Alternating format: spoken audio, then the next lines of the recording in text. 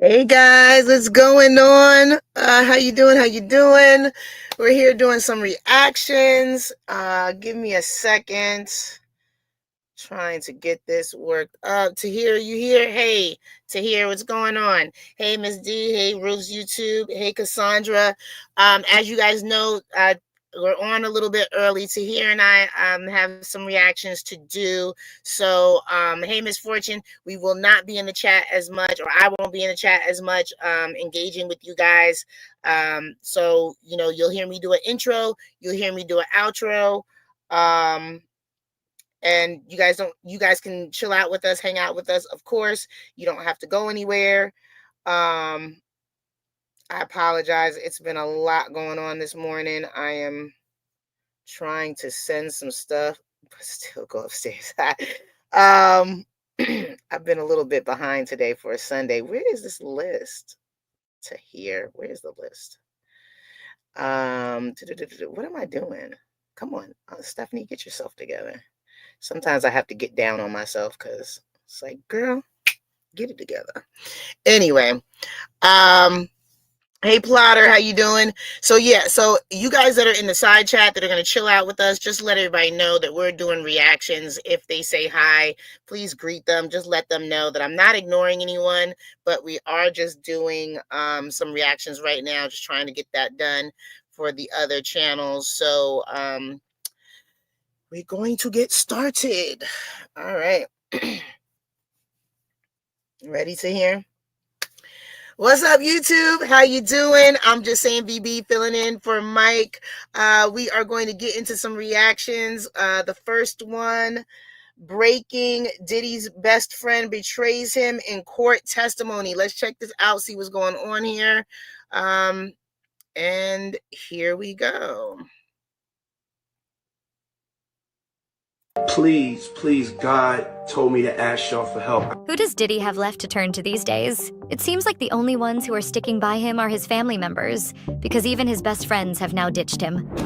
All right, we are getting some breaking news right now. ABC News has just confirmed that Sean Diddy Combs was arrested tonight in New York City. Sources say federal agents with Homeland Security investigations took him into custody. The charges are unclear at this time. Combs' attorney telling CNN that we are disappointed with the decision to pursue what we believe is an unjust prosecution of Mr. Combs by the U.S. Attorney's Office. We, of course, are trying to gather more information. There's a lot more to come out of this story, and as soon as we get it, we'll turn it over to you. Obviously, no one wants to get taken down with him, so everyone he's close to is either ratting on him or keeping quiet. Wait until you hear some of the crazy ways that the people in his inner circle have betrayed him.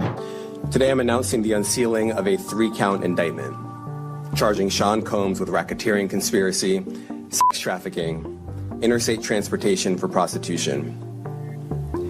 The indictment alleges that between at least 2008 and the present, Combs abused, threatened, and coerced victims to fulfill his sexual desires, protect his reputation, and conceal his conduct.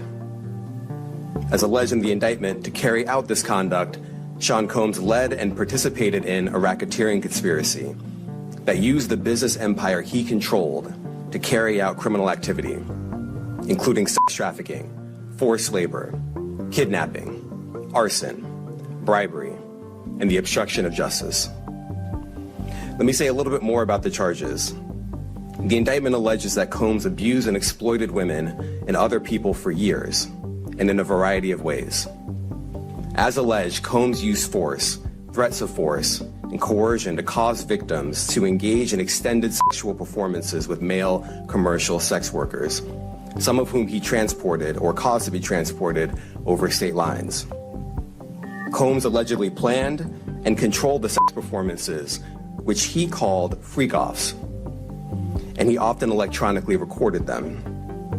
The freak-offs sometimes lasted days at a time, involved multiple commercial sex workers, and often involved a variety of narcotics, such as ketamine, ecstasy, and GHB, which Combs distributed to the victims to keep them obedient and compliant. As alleged, when Combs didn't get his way, he was violent, and he subjected victims to physical, emotional, and verbal abuse so that they would participate in the freak-offs, and that Combs hit, kicked, threw objects at and dragged victims, at times by their hair. On one occasion in March of 2016, that conduct was captured on video and later reported in the media. With the way that the media has turned the Diddy scandal into some kind of celebrity hunt, it's no wonder that most people connected to him are trying to distance themselves from him, like his friend Kevin Hart. Hey Kevin, when you hosted for Diddy, did you catch any baby oil? You'll see, I hosted for Diddy? Yeah. Nah? You asking the wrong person the wrong question. That's all your question. Do you think he's safe in jail? Wrong person, the wrong question.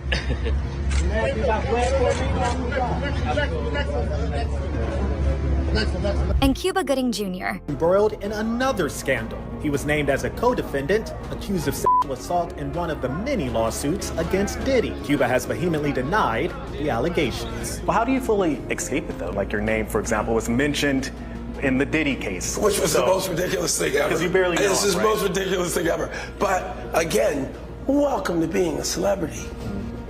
Welcome to my world. And his friend Ray J. I think you should also know how to move and not do stupid stuff like that. I think a lot of the stories are becoming out of control and super extreme.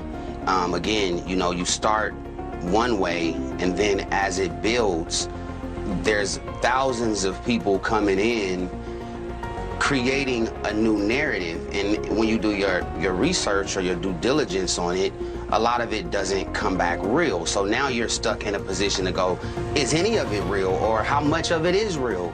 And I think that's where we are now, because they just keep piling on and on and on, and now everybody's starting to feel weird about it and starting to feel like it's all starting to look like it's one-sided against one man, and people aren't liking it. Do you still believe that we're going to see a lot of bold-faced names get pulled into this because of their knowledge or their participation in what Diddy is accused of? I think that there might have been times where people have partied with a certain team of people, and it might have been a freak-off at that party, right? But I can guarantee you, most of the celebrities that's went to Diddy's parties never even heard of a freak-off.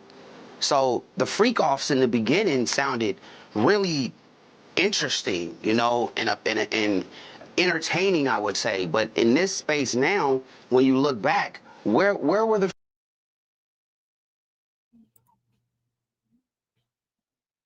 Ray J be saying some stuff that I was going to let it ride, and I couldn't. So most of the people that went to Puffy's parties have never heard of a freak off. But there's a list of people that have participated in these freak offs. Okay, y'all tell me what y'all think. Maybe I'm wrong. I could be. Keep going. Freak offs. Everybody that's super legitimate, that's an A-list celebrity or whatever they say, from my knowledge and just me knowing, I've never seen a freak off. What does that really mean? I mean, is that really real? Is this 50-50? Are we creating a new narrative for something that's not there? Was it really dope in the baby oil? I mean, what are we? Who worked closely with him. It seems like almost every week, a new famous person's name is dropped, with outlets claiming that they were either collaborating with Diddy or they knew about the dark things he's been accused of. Just coming out this evening, Jay-Z is being accused of raping a minor along with Diddy at a MTV VMAs after party back in 2000, according to documents obtained by Fox News Digital tonight.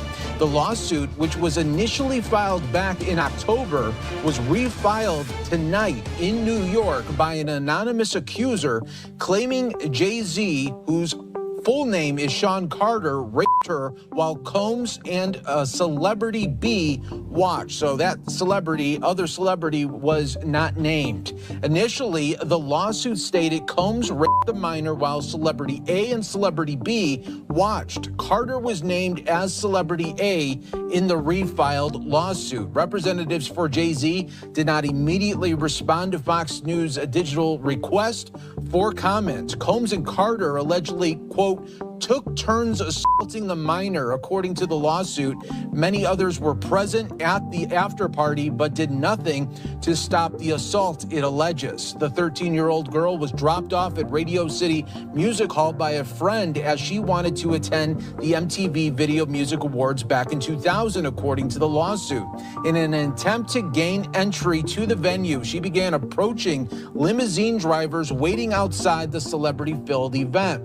One of the limousine drivers she spoke to claimed to work for Diddy, the lawsuit read. He told her that Combs liked younger girls and said that, quote, she fit what Diddy was looking for, not allowing her into the awards, but inviting her to an after party. So obviously a lot of celebrities are either keeping their lips sealed tight or they are alleging that they knew nothing about their friend's darker side. Take actor Marlon Wayans, for example. Can I ask you about this? Because people be asking me about it. These Hollywood parties. Marlon, you been to the Hollywood party. What's going on at these Hollywood parties? I left early. Because people think that. I've been to plenty Diddy parties. I left early. I swear to you, I've never seen the stuff that they claim to be going on. I never seen it. I never, those aren't the type of parties that I go to. I don't frequent those type of parties. And even if I go, like I said, I've never seen any of this. I'm like, when I hear about it, when did that happen? Yes. At what time did this go down? Because I was there till 3:30. You mean 3:32? So they waited for me to leave? Like, all right, good. That Wayans nigga's gone. He talked too much. I've never seen it. Never seen nothing. You know, I see drugs, you know. Yeah. I don't be seeing like, I'm not a man that's about the gangbangs and the this and that. Yeah. If I party, I like my own party. Yeah. You know what I mean? Even if I'm me and, you know, back in the day, it'd be me and some chicks. Yeah. It'd be me and some chicks. I don't need me, some chicks, and some dicks. Nah, this is my party. This is my swell. Ain't no Amtrak going on. It's all love. This is a love session here. Like, go. But I don't, you know, Amtraks. Because that'll get you in trouble. Yeah. I see the forest through the trees. Because I got God in my life. Right. I got my daddy in my life. I got my mama. Don't do that. Yep. Now you know better. Yep. Everything that you do, one day can come back to haunt you. So you gotta be careful how you show up. I don't have no blemishes on my NASCAR.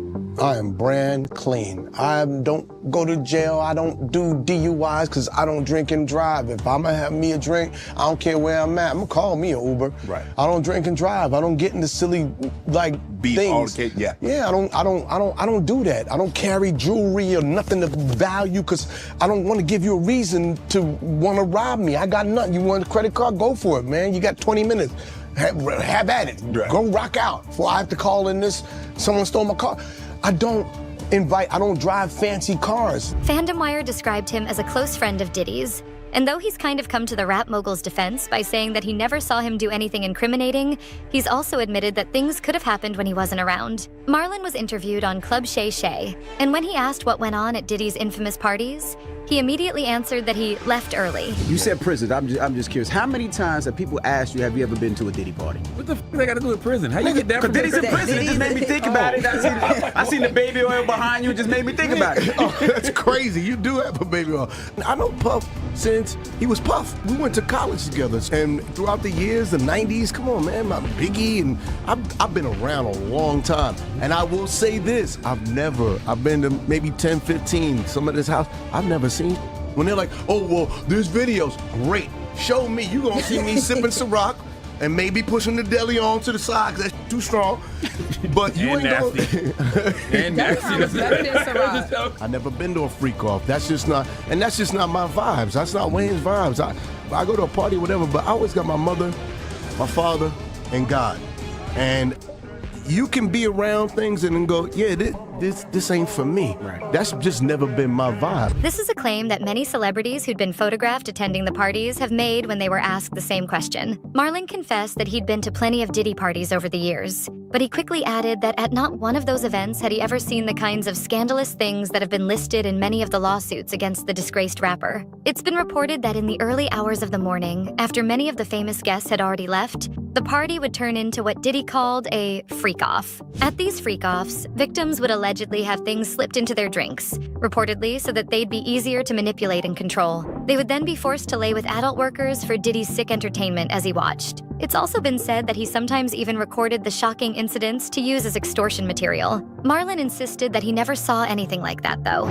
Those aren't the type of parties that I go to. I don't frequent those type of parties. He even joked that if those sorts of things happened, they must have happened just minutes after he left. He admitted that he would stay until around 3:30 in the morning, so any of the graphic and illegal allegations would have had to have gone down after that time. Marlon did confess that he saw people taking illegal substances at the parties. Artist for Diddy and also Cassie Ventura, working for Diddy for years and eventually becoming a friend of Cassie's. In 2010, 𝗲𝗓 alleges that she heard Cassie being physically abused and was a witness to the aftermath of the alleged attack. She joins me now. 𝗲𝗓, thank you so much for being here. This has been, for so many people, illuminating, infuriating, troubling, devastating. You can go down the list of things, but it's so difficult to speak about. I know. Being a witness of anything. Tell me how you must be feeling just knowing that this has even come to light. Well, I have kept this secret for like 14 years. I mean, the first time I experienced it was 2010, and I was in the hotel room when Puff came in, and I had no idea Cassie left.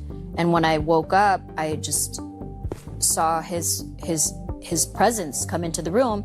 They went into the bedroom and shut the door, and all I could hear is screaming. But he said that he would never be involved in any scandalous situations because he had God in his life. And he had his mom in his ear warning him not to make mistakes. He said, everything that you do, one can come back to haunt you, so you gotta be careful how you show up. But according to the New York Post, some social media users didn't believe that Marlon was being 100% truthful. In an old Twitter post from 2009, Marlon shared that he'd been going to Diddy parties for 15 years by that point, and he had never been let down. He wrote, "Ain't no party like a Diddy party. Good times." A Twitter user recently found the post and commented on it, saying that Marlon's claims about leaving early were BS, and he told him that the truth would set him free. But Marlon still denied that he had anything to do with the alleged raunchy after-parties. Puff going through right now, he having a long talk with God. This is a much-needed long talk, and that's between him and God. It's not on for me to have even an opinion about it, because I know his kids, and I'm like, nobody has any kind of compassion for the daughters or the sons and what they going through as a family. I come from a family. You know what I'm saying? At the end of the day, but even with that, I still, like I said, compassion and love for the women, because those things aren't cool. But God is the only judge, and he's sitting with God right now and having this conversation. So whatever God wants, and this is everything I go through, everything is God. Like, I went through a situation where my assistant stole money from me. I was like, cool. Whatever God wants, that's what God's gonna do. I'm gonna forgive you already in my heart. I forgave you, so I'm not toxic. Right. I've had my talk with God. Now, whatever happens with you, I'm still gonna press charges, of course. Right, yeah, of course. But, you know what I'm saying? But yeah. I ain't pray that deep. Yeah, I'm definitely gonna handle some manly things on earth. Absolutely. You know what I'm saying? Yeah. But whatever happens between you and God, it's between you and God. He responded to the comment by saying that he still stood by what he'd said on the 𝗑𝗪𝗡𝗡 podcast, and he'd never seen or been a part of anything but good vibes and energy, with clothes on. He added that he was not rushing to take down old tweets or anything like that, because he had nothing to hide. Though Marlon said that he personally didn't see anything incriminating, he never said that these freak-offs didn't happen, or that Diddy wasn't guilty. Something deeper is going on. Hey, dude, and that's the conversation. You gotta be aware. And I'm like, and then they come up for Jay, and I'm like, come on. Yeah, y'all digging stuff up. Man, he used to deal drugs. Okay, he said that in his There's 10 albums about that. Do you think it's a bigger picture? Now, of course, you got to be responsible for whatever you're responsible for. You know what I'm saying? We're saying that. But that's between God and you. Right. Everything Puff going through right now, yo, he having a long talk with God. I guess that even though he was supposedly close to Diddy, he still didn't want to defend him completely and risk being aboard his sinking ship. So far, it's pretty much just his children who have vouched for their father's innocence. A report by The Sun revealed that a lot of people in Diddy's inner circle have jumped ship and are willing to go against the fallen business mogul. Diddy's rap rival, 50 Cent, has often spoken out against him. That you feel you knew Diddy's character. Right. Yet you said you weren't a part of that lifestyle, you weren't going to the parties. So what makes you so absolutely sure that these kinds of allegations that we've seen against him are true? Well, I'm surprised by the allegations, as surprised as everyone else is. Like, I didn't make the allegations, I didn't tell people to say these things. It comes out, I see it in the news like everyone else, but I did feel uncomfortable with the way you represent the idea of going to these projects. To come party with me. Yeah. And then that swayed me away from it, just that alone. So you didn't realize as much stuff was coming. Like when I seen today, it was allegations of 3 men that said he drugged them, and it's a long time, to be honest with you. Like when people don't remember being violated for 20 years, it makes me feel a little hard. What are your thoughts on the allegations against Jay-Z? That was interesting. When I was saying things not knowing exactly what I was saying, but I was going, where's Jay at? He's mad quiet. Like while the Puffy thing was going on. But it's obvious now that his team was being made aware that he was in those allegations also. So I hope it works out, because with his family, the things that go on internally is those accusations. And in 2024, it was even revealed that he was working on a documentary that would examine the horrific allegations to do with Diddy and how he treated the people around him. The project is still in production, and it's being worked on in real time as more victims continue to come forward. A source also told the outlet that Diddy's former security and inner circle had all signed deals with Netflix for 50 Cent's documentary. His former bodyguard said this about one party. A couple parties I seen, I knew that they were spiking drinks. My girl was at the New Year's party, right? I'm at the front door. I gotta make sure everybody got their passes and everything like that. So then, my girl and her girlfriend is in the party. So they get bottles of champagne. You know what I'm saying? And I'm looking for them. After everybody comes, they close the door. So I'm going knocking in doors, looking at people. I'm looking for my kid's mother now. What's going on? And I'm getting hysterical. So I decided to go to the car, and I looked in the car. She was in the car asleep. She said, Gene, we started drinking champagne, and I didn't feel good. And me and Debbie came here and went to sleep. But not only celebrities, I don't think it's only celebrities going to be shook. He had politicians in there.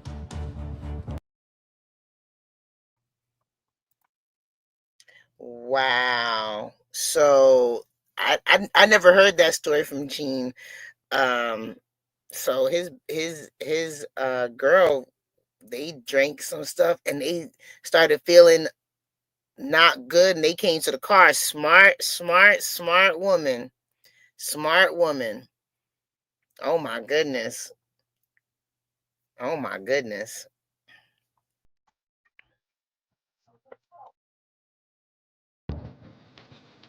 He had princes in there. He also had a couple of preachers in there. Oh, damn. Is he talking about who I think he's talking about? You think? Is he? Hallelujah. Katt Williams commented on that. The insider alleged, many are finally ready to talk, while some have been trying to talk for years and weren't believed. They also went on to claim that the documentary would have plenty of revelations, and that it'd paint more of a picture of how far back the allegations went, and the history of Diddy's freak-offs and other disturbing behavior. In an interview with Variety in September 2024, 50 Cent and his collaborator, Alexandria Stapleton, shared that it was going to be a story with significant human impact. I haven't had issues with Puffy. I don't like him like that. Like, I don't like things that he do. Right. And make, So we're speaking on Diddy. We're speaking on Puff. Yeah. Okay. But I don't have that thing where I was like, well, we ain't had no thing. I wasn't sending nothing out. Like, if it was on the street, so that we would be acting, we would things to each other. And we wasn't doing. Right? So it gets to, but Jay definitely, that's definitely not, it's just being competitive. You know what I mean? So I look at it as both. So I always go into what would I do in a situation, like when that type of thing happens, and I'm going, I don't know. I hope things are all right for him in turn. Speaking on, I'm in it at the crib. Because in the statement they mentioned this. Oh, you talking about Jay? They said that the documentary would have a complex narrative spanning decades, not just the headlines or clips that had been seen so far. Apparently, Diddy's friends have gone behind his back in other ways too. Fox LA reported that Tony Busby, the lawyer who said that he's representing 120 clients that have accusations against Diddy, has spoken about how celebrities close to the rapper should be worried. Tony alleged that he had plans to take legal action against some well-known stars, and that some of them had even already settled. The day will come when we will name names other than Sean Combs, and there's a lot of names. It's a long list already. And of course, I already know who some of these individuals are, but because of the nature of this case, we're gonna make damn sure that we're right before we do that. He explained that because it was in the best interest of the victims, he and his team attempted to resolve matters without the filing of a public lawsuit. The Texan attorney claimed, "We've done that with a handful of individuals, many of which you've heard of before, and will continue to do that." So who knows which celebrities have thrown Diddy under the bus in an attempt to keep their names out of the headlines. But it honestly seems like there are very few who have kept any allegiance to him. Who are the other famous people who were noticeably close to Diddy, though? Well, obviously the first person that comes to a lot of people's minds is Jay-Z, and he is currently paying the price for being so close to the jailed rapper. CNN and countless other outlets have reported on the story that he is being linked to Diddy's supposed crimes because one of Tony's clients filed a lawsuit that accused both singers. A woman alleged that when she was just 13 years old, she was harmed by Jay-Z and Diddy at a VMA after-party in 2000. And you'll never guess which other incredibly famous person was supposedly friends with Diddy at one point. It's been reported that Elon Musk was also close to him.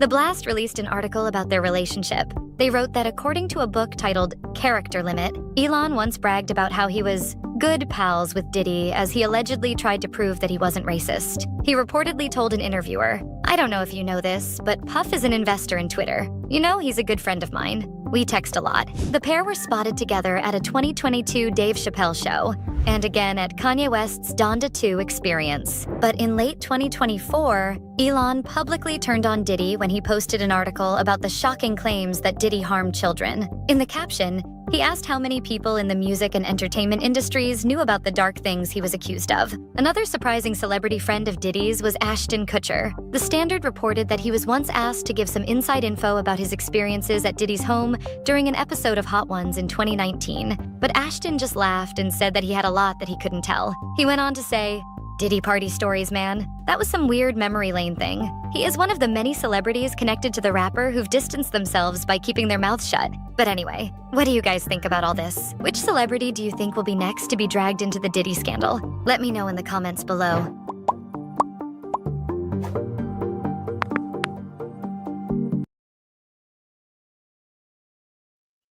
So I'm still trying to figure out who was the best friend that betrayed him in the court testimony. Well, y'all let me know what y'all think about this. I must have missed something. I thought that's what they were supposed to tell us. Some things I guess are clickbait. We don't know. We just doing reactions. And I'm finding out the same time you are. So I guess we'll see what happens. Let me know what you guys think about this video in the comments, and I will check y'all later. All right, y'all take it light, take it slow. Tell them Uncle Mike, and I'm just saying VB told you so. Bye, guys. All right, next one. We are doing reactions. Hey, everyone. Hey, everyone.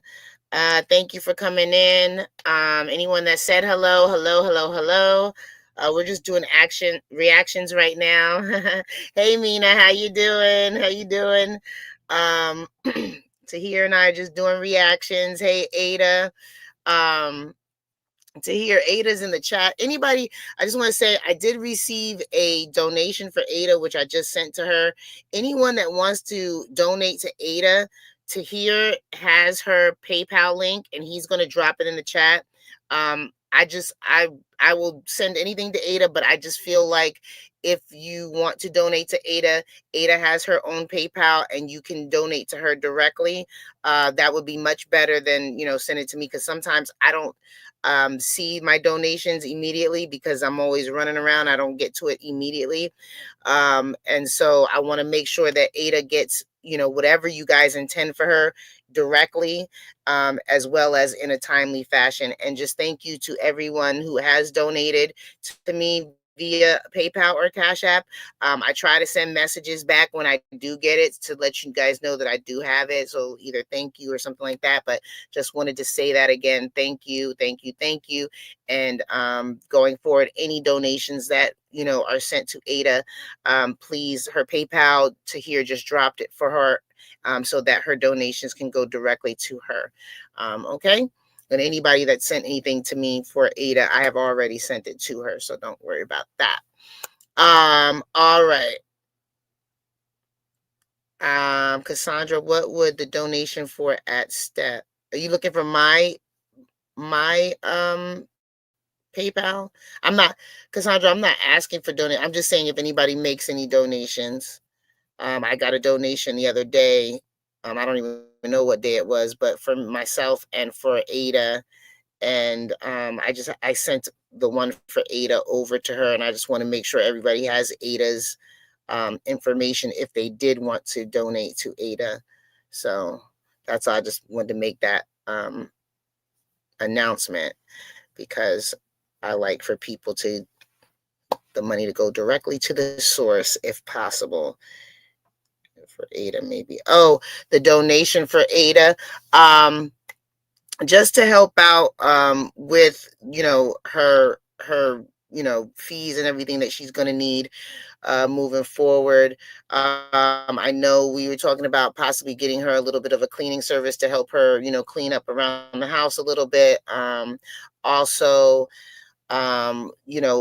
any legal fees that she might need, or I know she has to get her license renewed and stuff like that, so she can do a couple of things. But Ada's in the chat now, so Ada can let you guys know in the chat exactly what the donations will go toward. But I know there's a couple of different things that Ada needs to have done,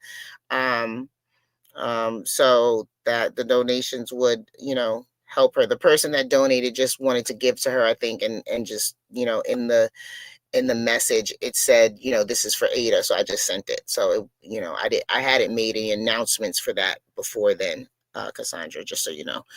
All right, ready to hear? Let's go to the next one. Okay. All right. Hey, YouTube, what's going on? What's going on? How's everybody doing? I'm just saying VB filling in for Uncle Mike while he's gone. We're going to get into our reactions today. This one, Dame Dash reveals how Kevin Hart betrayed him for Jay-Z. Ooh, I haven't heard this one before, but let's check it out and see what's going on. We kept up with each other, and I went to go see him. At the time, he was with Tory. He still had his family with him. And then the next time, it was the Garden, and I didn't get the call. It was like all of a sudden, the minute he got to a certain level, he stopped calling. You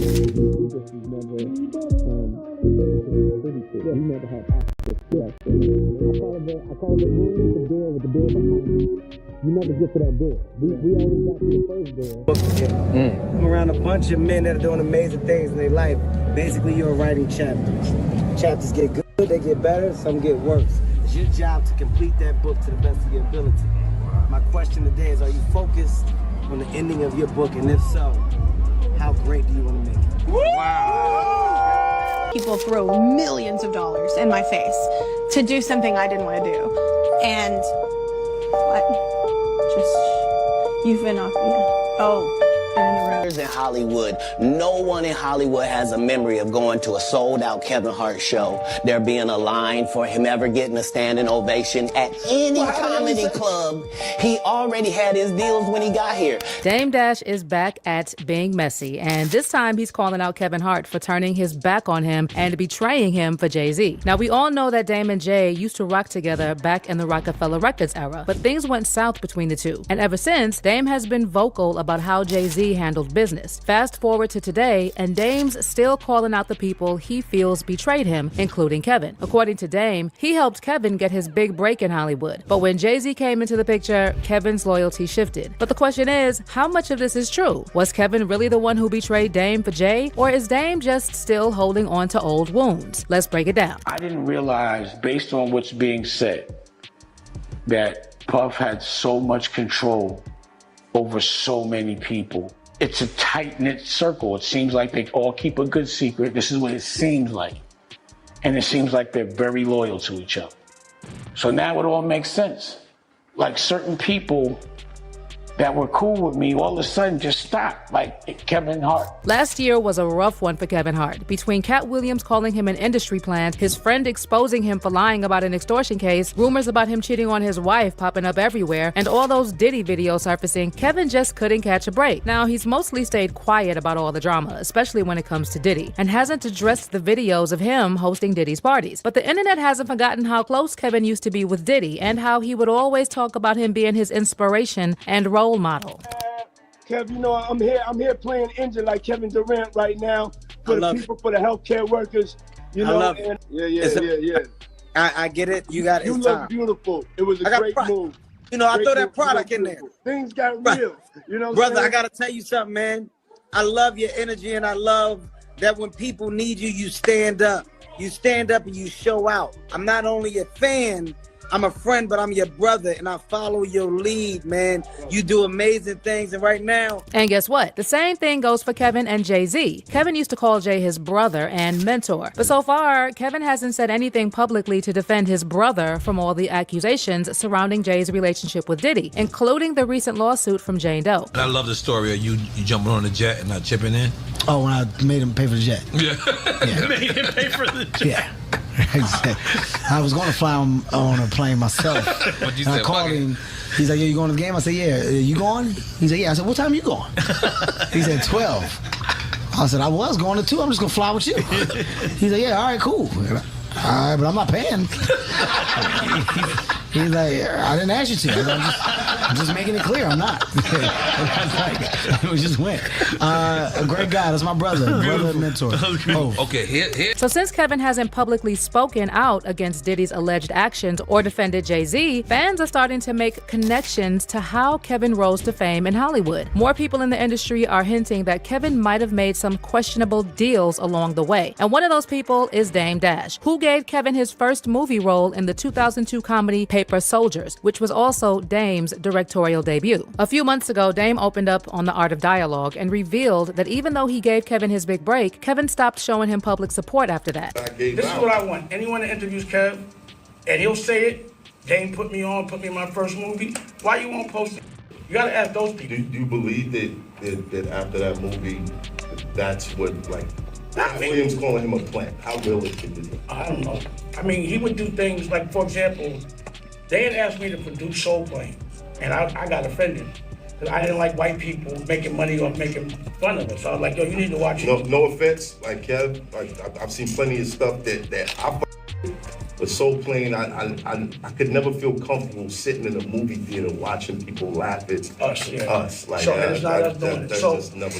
he came through like, I'm doing Soul Plane. I'm like, you are? I just walked away from that movie. You know what I'm saying? Like, I would never do that. Dame also hinted that Kevin might have gone through some kind of humiliating rituals to boost his career. He pointed to a moment where Kevin paid for a billboard to promote his 2015 movie, Get Hard. What stood out to Dame was the image on the billboard, where Kevin was shown braiding co-star Will Ferrell's hair. So, I wouldn't braid another man's hair on a billboard. Like, I wouldn't do that. I don't care if it's Will Ferrell. I don't care who it is. Right. So, because it'd just be joke. I wouldn't do it. You know what I'm saying? So he has done things that I know I didn't raise him to do, but he has a different kind of comedy. And then Dame also mentioned how he personally struggled to get funding for his own projects because he refused to take devil's money. I think that people do a lot of taking of my ideas, and they know that if I have the money to make my ideas come true, then they won't be able to go raise money. So you might remember, I was the first person that did vodka. I had creative control before any television network. All those things, I was the first person to do. I just didn't have the funding to do it. I had the ideas, I had to do it myself. Even down to me trying to make an iPod. I had the rock box. You know what I'm saying? I'm very innovative. I remember the rock box. Yeah, I just don't have the cash. I just don't raise the cash. I don't like to use the devil's money.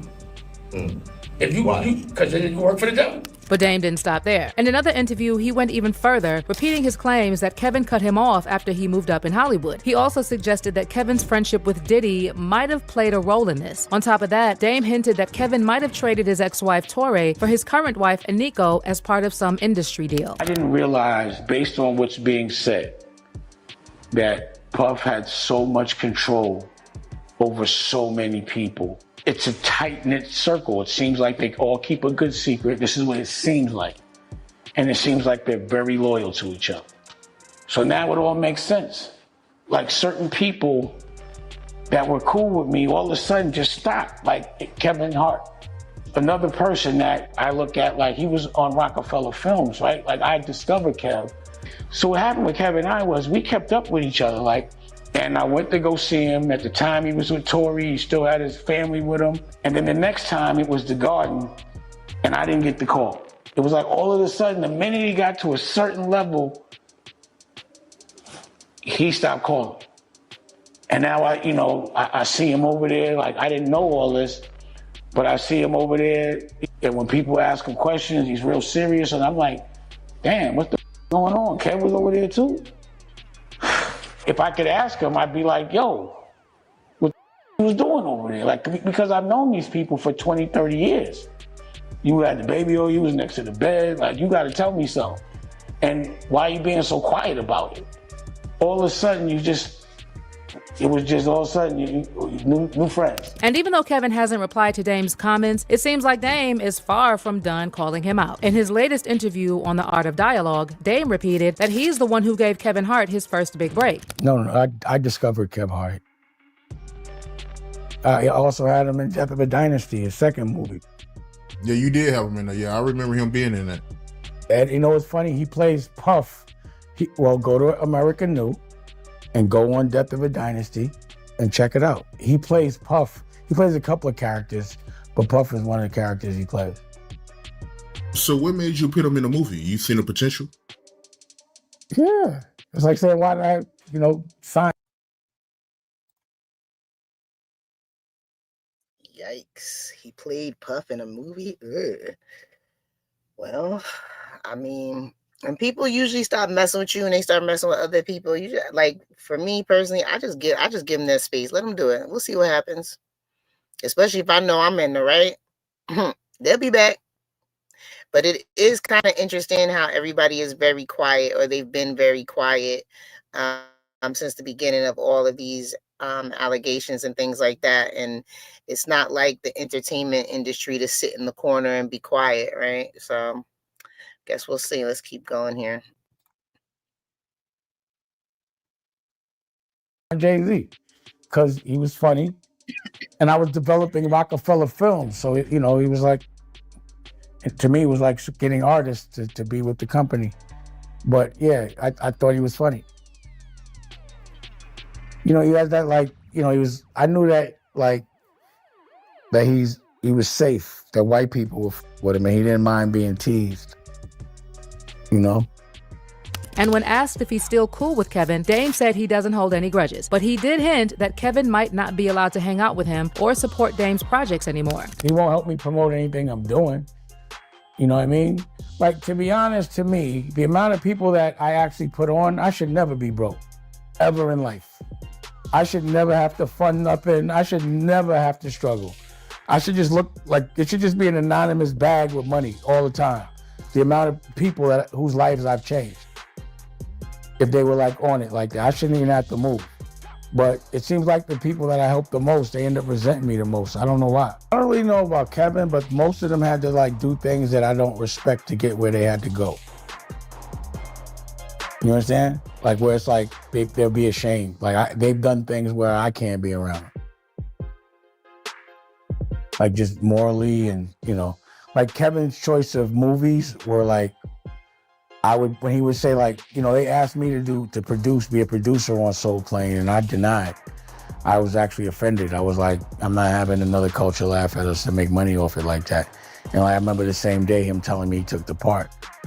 And I was like, I wouldn't do that. But it's like great for the career he wants. And here's where things get even messier. Fans are now linking Dame Dash and Katt Williams' claims about Kevin Hart with that viral clip of Kevin shushing Kelly Clarkson on his show. If you remember, Kelly mentioned that she was offered millions to do certain things that didn't feel right to her, and Kevin quickly cut her off. But I've had people throw millions of dollars in my face to do something I didn't want to do. And what? You've been offered, yeah. Oh, They're in the room. Yeah. So people are now speculating that Kevin's sudden reaction could be a sign that he knows exactly what Kelly was hinting at. And it ties back to the rumors about him making questionable deals in Hollywood. And some believe this clip is further proof that Kevin may be involved in shady industry practices. And fans are connecting this with accusations Dame and Katt have made about Kevin selling out to climb the Hollywood ladder and cozying up to the likes of Diddy and Jay-Z. Now, speaking of Diddy, according to a recent report from the New York Post, an A-list male celebrity who was secretly recorded at Diddy's parties is freaking out because the video might leak online. And two people close to this mystery celebrity told the Post that the footage is already being shopped around to media outlets. Meanwhile, an attorney for one of Diddy's accusers told News Nation that two major news networks are battling to get their hands on the footage. I actually received the New York Post article from the person who contacted me to sell the tape. They sent me that article. I was not shocked by what I read in the article. I was hoping that even the client that I contacted would reach out and see and kind of alert that person that this was going on and to possibly help them.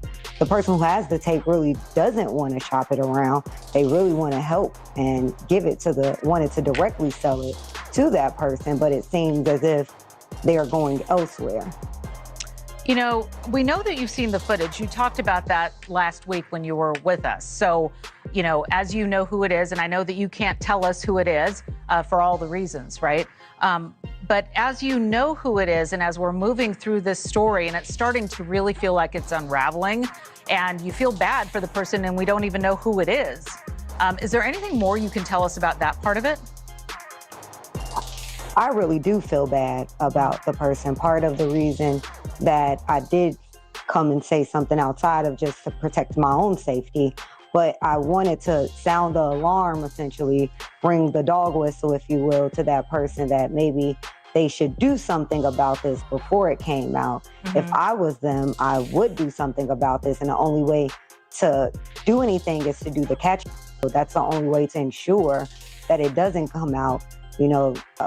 I'm hearing whispers that there is at least one major network, possibly two, in a bidding war for that footage. So I believe we're sooner rather than later maybe finding out, unless that person comes and purchases the video themselves, which is really the goal of the people who have the video. Now, there's been a lot of speculation about who might be in that video. And now everyone who's ever been around Diddy is being mentioned as a potential suspect, including Justin Bieber, Usher, Jay-Z, and of course, Kevin Hart. And it looks like many people think it could be Kevin, especially after his weird reaction when paparazzi recently asked him if he'd ever been part of one of Diddy's parties. The paparazzi even reminded him that he had hosted one of Diddy's events years ago, but Kevin acted like he didn't know why they would bring it up. But if you pay attention to his body language, it's pretty clear he was nervous.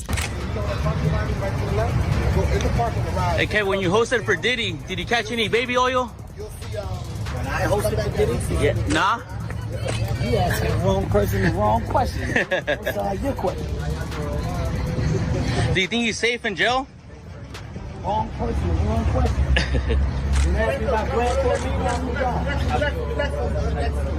So now a lot of people are starting to think that Katt Williams might have been right all along about Kevin Hart. When Katt aired Kevin out during that Club Shay Shay interview last year, he warned everyone that Kevin had some shady things going on behind the scenes. And now with Dame hinting that Kevin betrayed him when he started hanging out with Jay-Z, and all this Diddy drama heating up, and the possibility of that rumored video leaking, let's just say people are wondering if more skeletons will soon start falling out of Kevin's closet. One fan said, Kevin had to change his image, and that means leave people alone that's not down with the Hollyweird. And they know Dame never bites his tongue, and they don't want him in certain circles. And someone else added, so that Kai stream of Kevin Hart acting like that, he really is an a-hole. He was telling Kai he needs to fire his friends that was helping him but taking their time to give him things. But what's your take on Kevin Hart's rise to fame and the rumors that he's a gatekeeper? Do you think he owes favors to Jay-Z? And is that why he distanced himself from Dame Dash? Let me know your thoughts in the comments, and don't miss out on this next video.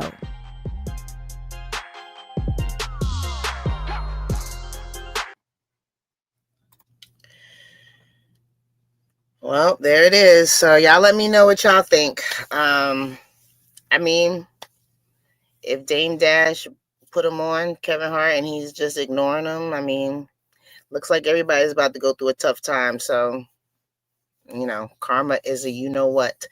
But y'all let me know what y'all think in the comments.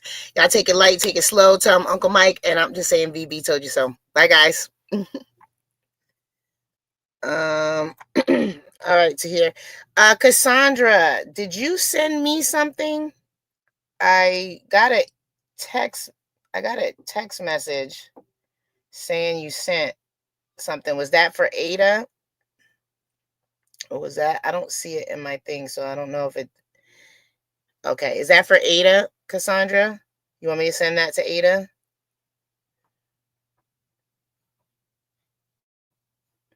Because I don't know if Ada, do you have Cash App? Okay, I see it now. Okay, I'm going to send this to her now.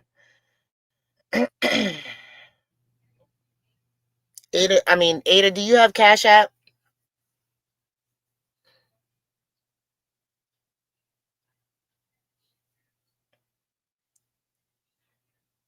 I don't know if Ada's in the chat. But if you have Cash App, I could just send it right to you.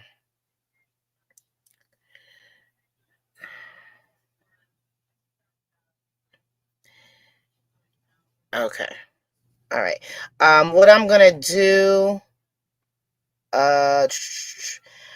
Cassandra, I'm gonna refund this back to you so that you can send it to Ada. Cause let me see.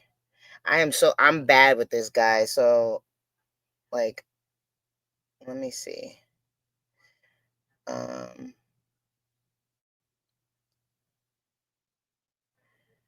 don't know how can I okay. I'm gonna refund this back to you. And then you can send it to Ada, okay, Cassandra? Because this way you'll have her directly in yours. So you can send it directly to her. This way she'll have, you know.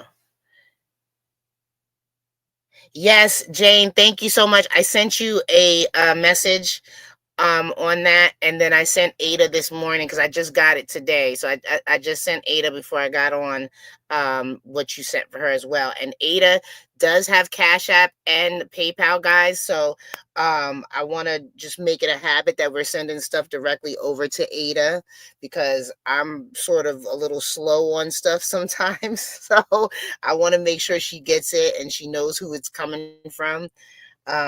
So that's why I just want to make sure. So Ada just dropped her Cash App there, and then Tahir dropped her PayPal earlier.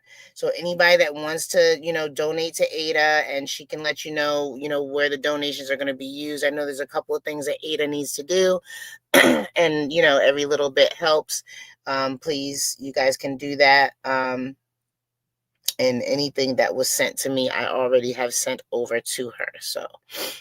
Okay, guys, and I appreciate everybody wanting to help and be involved. I love that. Thank you so much. All right, Tahir, ready for the next one? Okay. What's up, YouTube? How you doing? I'm just saying VB, filling in for Uncle Mike. We are going to get into this next reaction. DL Hughley goes off on Nelly, Snoop Dogg for Trump inauguration performances. And this is from CH News. So let's go ahead and check it out and see what they're talking about. Reporting live from Hybrid Clubhouse in Atlanta for Comedy Hype News, I'm 𝗟𝗓𝗡𝗞. Over the weekend, several of hip-hop's most noteworthy rappers, including Snoop Dogg, Nelly, and Rick Ross, will perform at one of President-elect Donald Trump's inaugural balls. Of course, this decision was met with a ton of backlash as rap fans would express their disappointment and ask why these artists would accept the gigs from the future president, Donald Trump, especially considering most of Trump's supporters probably don't listen to Snoop, Nelly, or Rick Ross. Well, after hearing all the backlash online and in the mainstream media, Nelly would defend his decision to perform during a conversation with rapper Willie D. "I'm not doing this for money.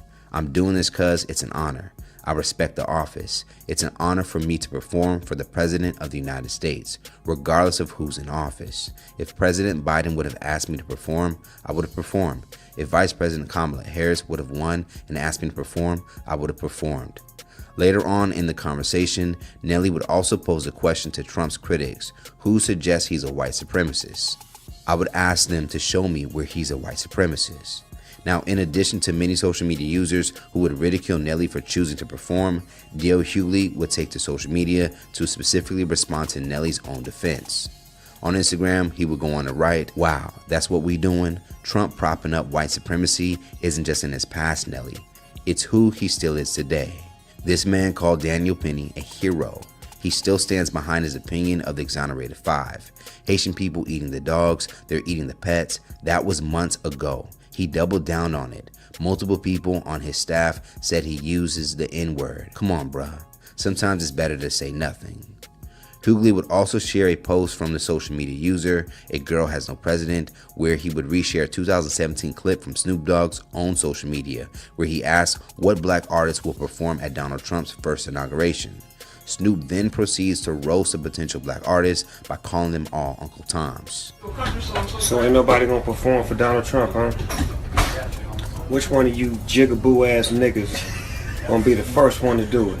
I'm waiting. I'm gonna roast the fuck out of one of you Uncle Tom ass niggas for doing it.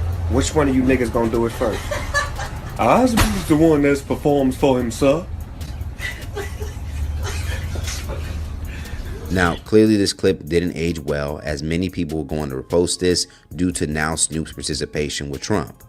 Many social media users in the comments would say that Snoop is roasting himself in the future from the past. The caption for the post would read, "For those who keep asking, he performed last night, so he's not gonna pull a stunt on stage and say something bad about Trump. This is one. I'm sure he's been paid. He's got his money and he's walked away." And if you don't believe this is true, just Google Snoop Dogg performing for Trump. It's literally that easy. There are 2 images in my stories of him performing last night. This was in 2017, and it just makes me sad. What happened? What is that orange vat of grease promising these artists? And it's not like just the left is mad at Snoop, Nelly, Rick Ross, Soulja Boy. MAGA is mad at him for performing as well. This is the most bipartisan shit I've ever seen. If we could get this much community together to fight for sensible gun legislation and get child porn off the internet, imagine how strong we would be. 𝗟𝗢𝗡 wouldn't just stop there in his critiques. Now, Waka Flocka, Flame, Kodak Black, and Lil Pump were other rappers that have previously aligned themselves with Donald Trump, but this time his administration sought out different talents. 𝗟𝗢𝗡 would follow up with another post answering why that might have been. You know why? No Waka Flocka, no Kodak Black, no Lil Pump? 1, because they already serve their purpose and they don't move the needle. It wouldn't make waves for them to perform because they've been sold out. 2, they want someone that won't scare the white folks. How many black folks did you see in that audience? There's a reason why some of us were in the house while most of us were in the fields. 3, power. It says something when you can make a man who spoke out against anyone willing to perform for you go against his own words and put on a show for you. One of his biggest flexes ever. I guess the price was right. To make matters worse, social media user and media personality Colin Rugg would also point out the differences in Snoop's stances between 2017 and 2015.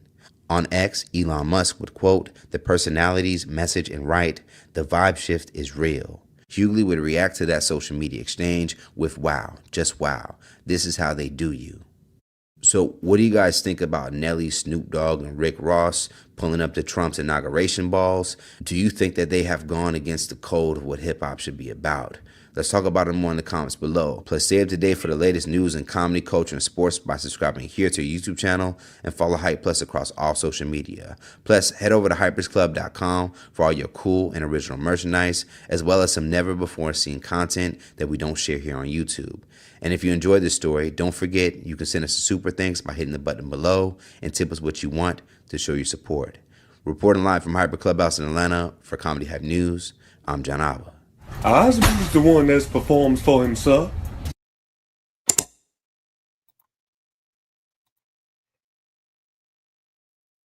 I'm just going to say this. As a black woman, not a mixed woman, a black woman in America, I am tired of the race baiting. I'm so tired. And the left side of the aisle, if you can't move to the middle, okay, and start getting past this race, the card's not working anymore, okay? It's not working. They can perform for whoever they want. And let's not forget that before Donald Trump ran for office, most of these black people that have issues with him, including the people on The View, were friends with him. Stop it. Stop it. Just stop. Okay? If Nelly wants to perform, he can perform. If Snoop Dogg changed his mind after looking like a fool in that other video, that's his right to change his mind and do it. Okay? Stop it. You know, you have a chance to perform for the president of the United States. It doesn't matter who it is, the president of the United States. I mean, come on. Like, no one's ever satisfied. Black people can never do enough. You either don't do enough or you do too much. Like, what is it? It's too much. Like, just stop.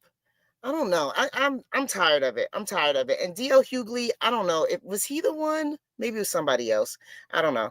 I'm not even going to put that out there because I'm not sure if that's what he's down with. But I never really would 𝗟𝗢𝗄𝐓 anyway. I'm just tired. Like, find something else to do with yourself. Find something else to do with your money. You know what I'm saying? Like, stop always calling the race card. Stop always calling this and that. Everybody's racist. Everybody's this. Everybody. Okay. Guess what? When our people came over here in chains and slaves, they were racist and they still made things work. They still were able to create things and do things. And even when they stole from them and took their ideas and put somebody else's name on it, it didn't stop us from succeeding. During the Reconstruction, we were able to build our own Wall Street. And even when they burnt it down, they still couldn't stop us. Do you understand what that looks like to be a Black American in the United States? That means it doesn't matter what you put on us, you can't stop us. So why are we always sitting here crying racist, racist, racist? It doesn't matter how racist you are. You're never going to stop us. Be proud of that. Be proud of that.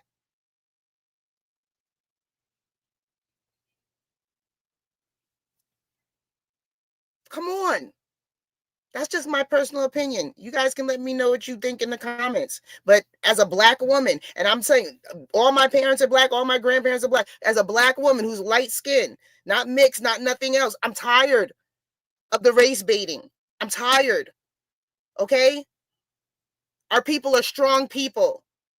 I don't care what you think about me. I don't care what you say about me. I don't care. They were putting their hands on us and stringing us up from trees, and they still couldn't stop us. We are here. They have to see us, whether they want to or not. I don't care if you don't want to see us. I don't care if you don't like to see us. I don't care. We are here, and they know we're here. And nothing is ever going to be fair in this world. Nothing is ever going to be without controversy. We could all move over to Africa right now. And guess what? We would get cheated over there just because there are people in the world that are a-holes. That's it. Doesn't matter what color you are. I just watched a video the other day with someone in Kenya. Black people moved over to Kenya and complaining about how the people in Kenya call them foreigners and treat them bad. And those are Black people. Come on. Stop it. We have got to move forward. It's not working. We have got to move forward. It's not saying that it didn't happen. It's not saying that it's not wrong. It's not saying that whatever the case, we have got to stop. We have got to move forward. How do you think we got here today? If our people would have just sat there and be like, oh, they're racist against us. Oh, they're keeping us in chains. Oh, then we would have never had runaways. We've never had Black Wall Street. We've never had all the inventions and all the American history that Black people have participated in for years and years and years. If we just sat there and kept crying about racist, racist, racist. No. We have to be a part of this nation just like anybody else, whether we feel like it's fair or not. We got to be a part of it. And that's the president of the United States. Of course, they're going to perform. They're entertainers. That's their job, to entertain. That's it. Stop it. Stop it. Too old for this. You know, just stop. But you guys let me know, because this thing gets me, every time. So I'm going to get on out of here. Y'all take it light, take it slow. Tell them Uncle Mike, and I'm just saying BB told you so. See you later, guys. Bye. Now, you know that I hate conversations because people always got something to say about black, white, blah, blah, blah, blah, blah, blah, blah. It's just, people are just jerks. Just because you're jerks sometimes. Doesn't have to be because I'm black, because you're just a jerk. All right, let's get on to the next one. Here we go. All right. What's going on, YouTube? How you doing? I'm just saying BB filling in for Uncle Mike. We are going to get into these reactions. The next one we have here, Jaguar Wright on is JLo Innocent, the making of a bad boy Diddy documentary. All right, let's check this out, see what Jag has to say to us. Anne's wondering why Diddy hasn't been like that with JLo, calling her name out, etc. Well, I mean, my answer to that is Natanya Rubin. Yep. That's my answer. Say her name. Diddy and JLo had a very, very, very tight-knit relationship. Gene Deal still thinks very highly of her, or at least highly as you can for somebody in her position. I know on another side, what I will say is this. When you see two people that got the kind of complicated personal history that they have together and separately, because I think people really are just in denial about Jennifer Lopez. This is a woman that's been, she's competing with Elizabeth Taylor. Has she beaten her yet? On the husband front, the lovers ranked the dozens. And almost every relationship that she's been in allegedly has been an open bisexual relationship, including with her husband, Mark Anthony. And I'm not saying allegedly. If you want to sue me, Mark, you can. But just because everyone else forgot about why Hawthorne got canceled doesn't mean that I did. And there's enough corroborating facts to know that what was the story about when Diddy got mad at Jada and Will because they tried to pick JLo up and Diddy was about to do this and do that? Well, it sounds like they finally got their way with her. Called them out on the nighttime talk shows. These are not innocent people. She got a pretty honking career without doing a whole lot of singing. You really got to respect that. She's a singer that doesn't sing. She never could sing. She's a hell of a dancer. I'll give her that. She can dance. Timing is perfect, right? I mean, she can dance. Yeah, she can dance. She learned how to act, even though the box office and the streaming numbers ain't reflecting that these days. HRH is asking, how do you know so much? Love you, Jag. Could listen to you 24/7. You know, the funny thing is that people still ask me that question. I have been attached to the actual entertainment, music industry, and entertainment as a whole since I was a child. There is not one person that you've heard me talk about that I don't know or don't have personal history with. The only reason it's so hard for people to believe is because of how hard they work to erase my efforts in my career, just like they did my friend 𝗟𝐵𝐿. Because I guess everyone forgot that 𝗟𝐵𝐿 invested in Uptown Records while Diddy was just an intern stalking Andre Harrell for a job. That came out in that documentary too. That without his hits and without the money that he put back in, he built that. That's the, you know what I mean? It was his success that got Uptown where it was. I know. And Diddy ruined it all. And then the next thing you know, Clive Davis moved Andre Harrell aside for the diddler. And here comes Bad Boy Records.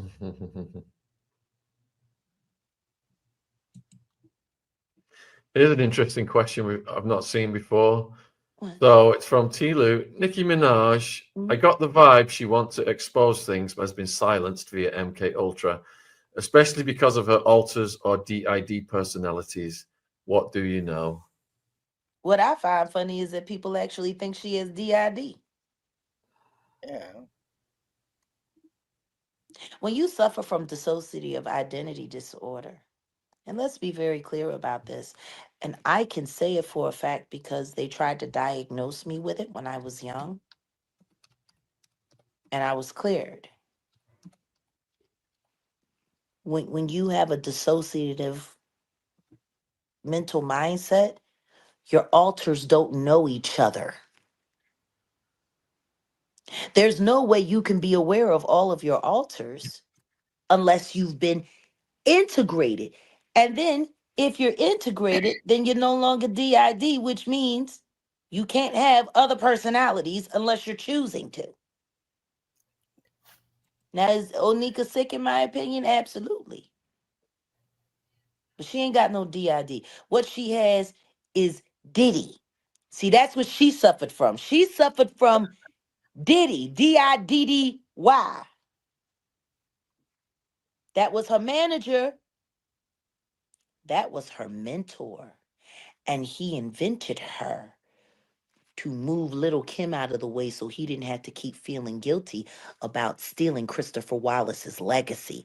Now, if you want to know why Onika won't speak, it's probably because she's just as big a predator as the rest of them.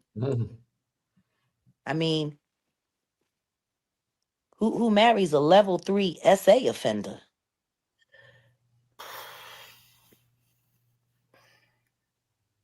Who does that? You got a message from Ada Santiago. Mm-hmm. Hi, Jag, it's me. Remember me? We talked on Maggie's Live. Yeah. Please share my story, please.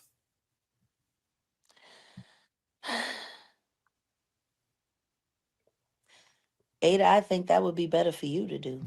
Usually. What I am hoping is that you've taken my advice. Know that we're all praying for you and your children. And I hope you've been checking those adoption agencies like I've said. Now that's all I'll share here, because what I do not want is for all of the hoopla that chases me to chase your very real story. It should come from you. And if Sean should choose to invite you here to talk about your story, I have no problem with joining the panel as a supporter. Great idea. But I cannot speak for you on this. Not today. But when you're ready to speak, I got your back. Got a question from Truth Only. Was the marriage with JLo and Ben a whole distraction, or did they actually love each other? I mean, I don't see why both can't be true at the same time. The man already said, because you know they had 2 weddings. They had the first one in Vegas and then they had the proper one to get it done. But the first one in Vegas, he said he was drunk. He didn't even remember they got married. And then they went and did the official thing. All of this happened just before the Diddy floor fell through. And, you know, I think people keep forgetting that JLo was able to walk away from everything that happened to Natanya Rubin after a quickie marriage, a hit movie, and then she settled in with Ben Affleck, and Everyone forgot about what happened to Natanya. Well said. Versace dress and a marriage to an Oscar winner.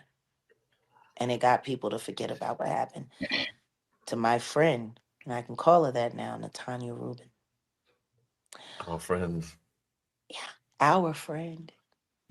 And yeah, I think she thought it would work again. I do. And I think she thought it would be great for her career.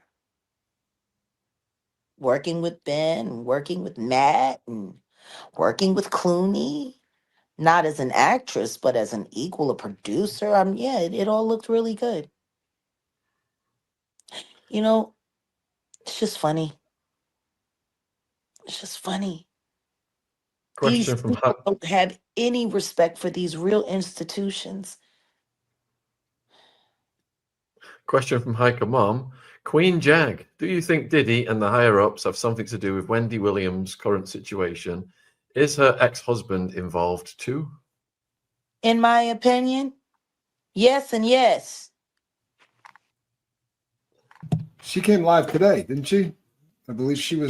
Did an interview on the Breakfast Club, which kind of pissed me off, but I understand why she would do it there, because her word would get traction and they were going to run it. I just hate the fact that it had to be Charlemagne, because Charlemagne, in my opinion, is also one of the people that helped stab her in the back.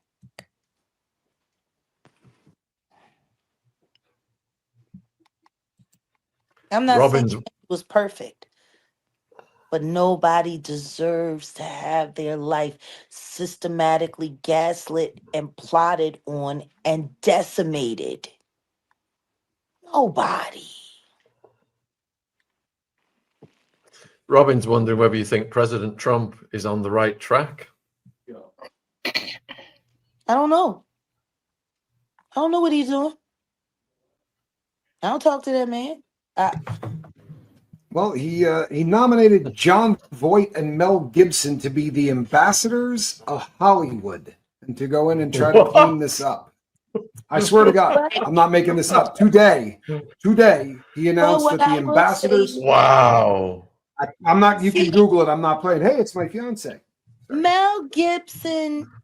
I can understand why everyone's so upset about that. I think I'm more upset about Jon Voight than I am Mel Gibson. You know, like between those two, if I had to put a disclaimer on it, I would have to say that, Mel Gibson is Diddy and Jon Voight is Jay-Z. Jon Voight. So he missed the boat wide then, real wide. But as far as Mel Gibson, you can have all kinds of feelings about Kanye West, but when you hear Jesus Walks, it kind of just gives him a grace, And I guess I kind of feel the same way when it comes to Mel Gibson. He did Passion of the Christ. It was an epic, amazing depiction of a story that's been trivially, all the emotion was trivialized out of it. And he really brought it home, the sacrifice that was made for salvation. And his life has been in the toilet ever since. And I think Hollywood, which we know is mostly controlled by one social group of people. I think giving them Mel Gibson is great. In my opinion, I think that's kick ass. All of these weirdos that went after him for making Passion of the Christ, and now the president is enabling him to come back and kick all their asses. I think it's great. I don't know. Maybe it's just the anarchist in me. Man, yeah. I want to see that. I want to see what Hollywood is going to have to say to Mel Gibson.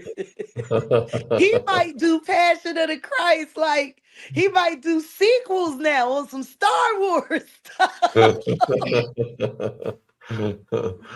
But I think that our country is in a very unconventional place. We're in a very unconventional time, and it's going to take unconventional methods to deal with the very serious systemic issues that we have as a people, and how what's happening here in America is affecting the world globally at large. I think there's going to be a lot of things that people aren't going to be able to. I feel bad because we're friends, and there's something that I'm hiding from you guys. Well, because as now friends, I know after this interview, once it happens, people are going to be like, oh man, Jag! well, I'm sure you have our best interests at heart. What I will say is this thing that I'm keeping secret, I'll make sure I send you a link so we can go live for a little bit when it happens. Cool. Good, I want in. Very interested. Odell booked the tickets, and hold on a second. Odell! Road trip! So people in the chat are asking me questions about Trump and what Trump is doing. Don't say what. Okay, nothing.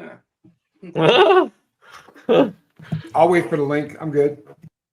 We've got a question from Kalinob5. What do you think of Brandy coming out with a new memoir? Do you think she'll be honest about what she knows about Whitney Houston? God, no. No. That girl's been lying since she started singing. I bet you she's going to have more lies in her memoir than Eve did. Because that Eve memoir was a mess. Man, you know, for someone who knows that woman, that story was interesting.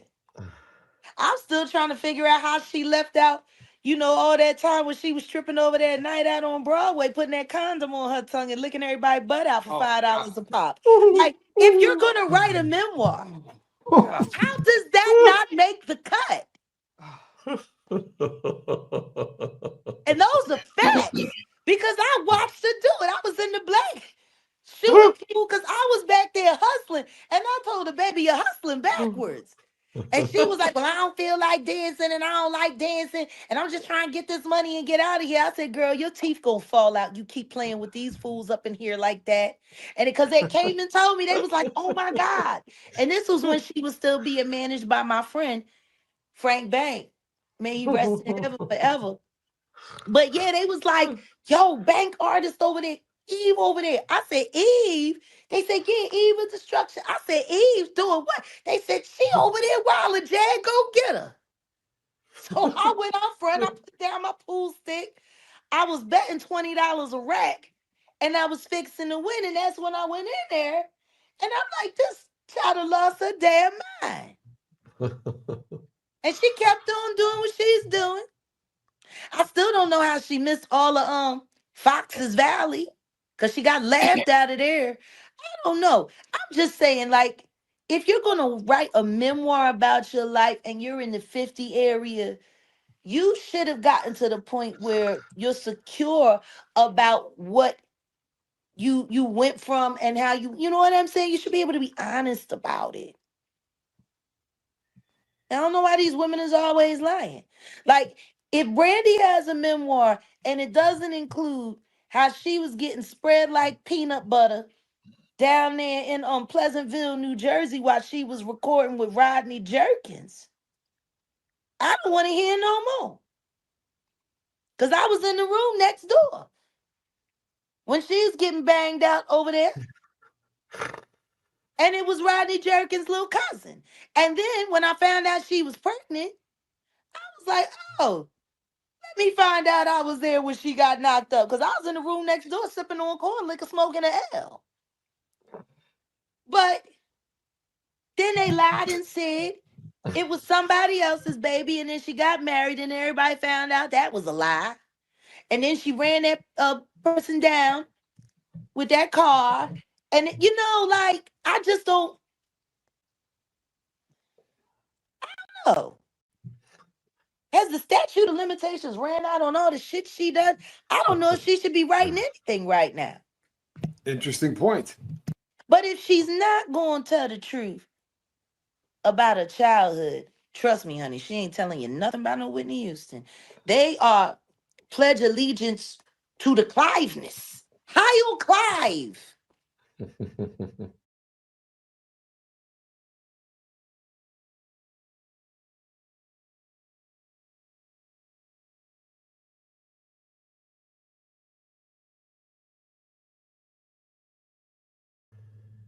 Yeah, Anne's wondering. Anne's wondering.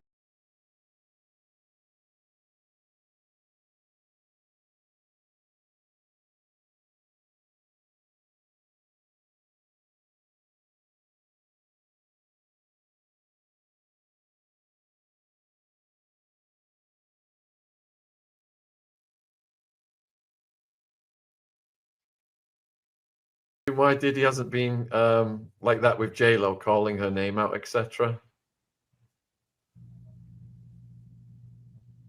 Well, in with Ben Affleck, and everyone forgot about what happened to Natanya.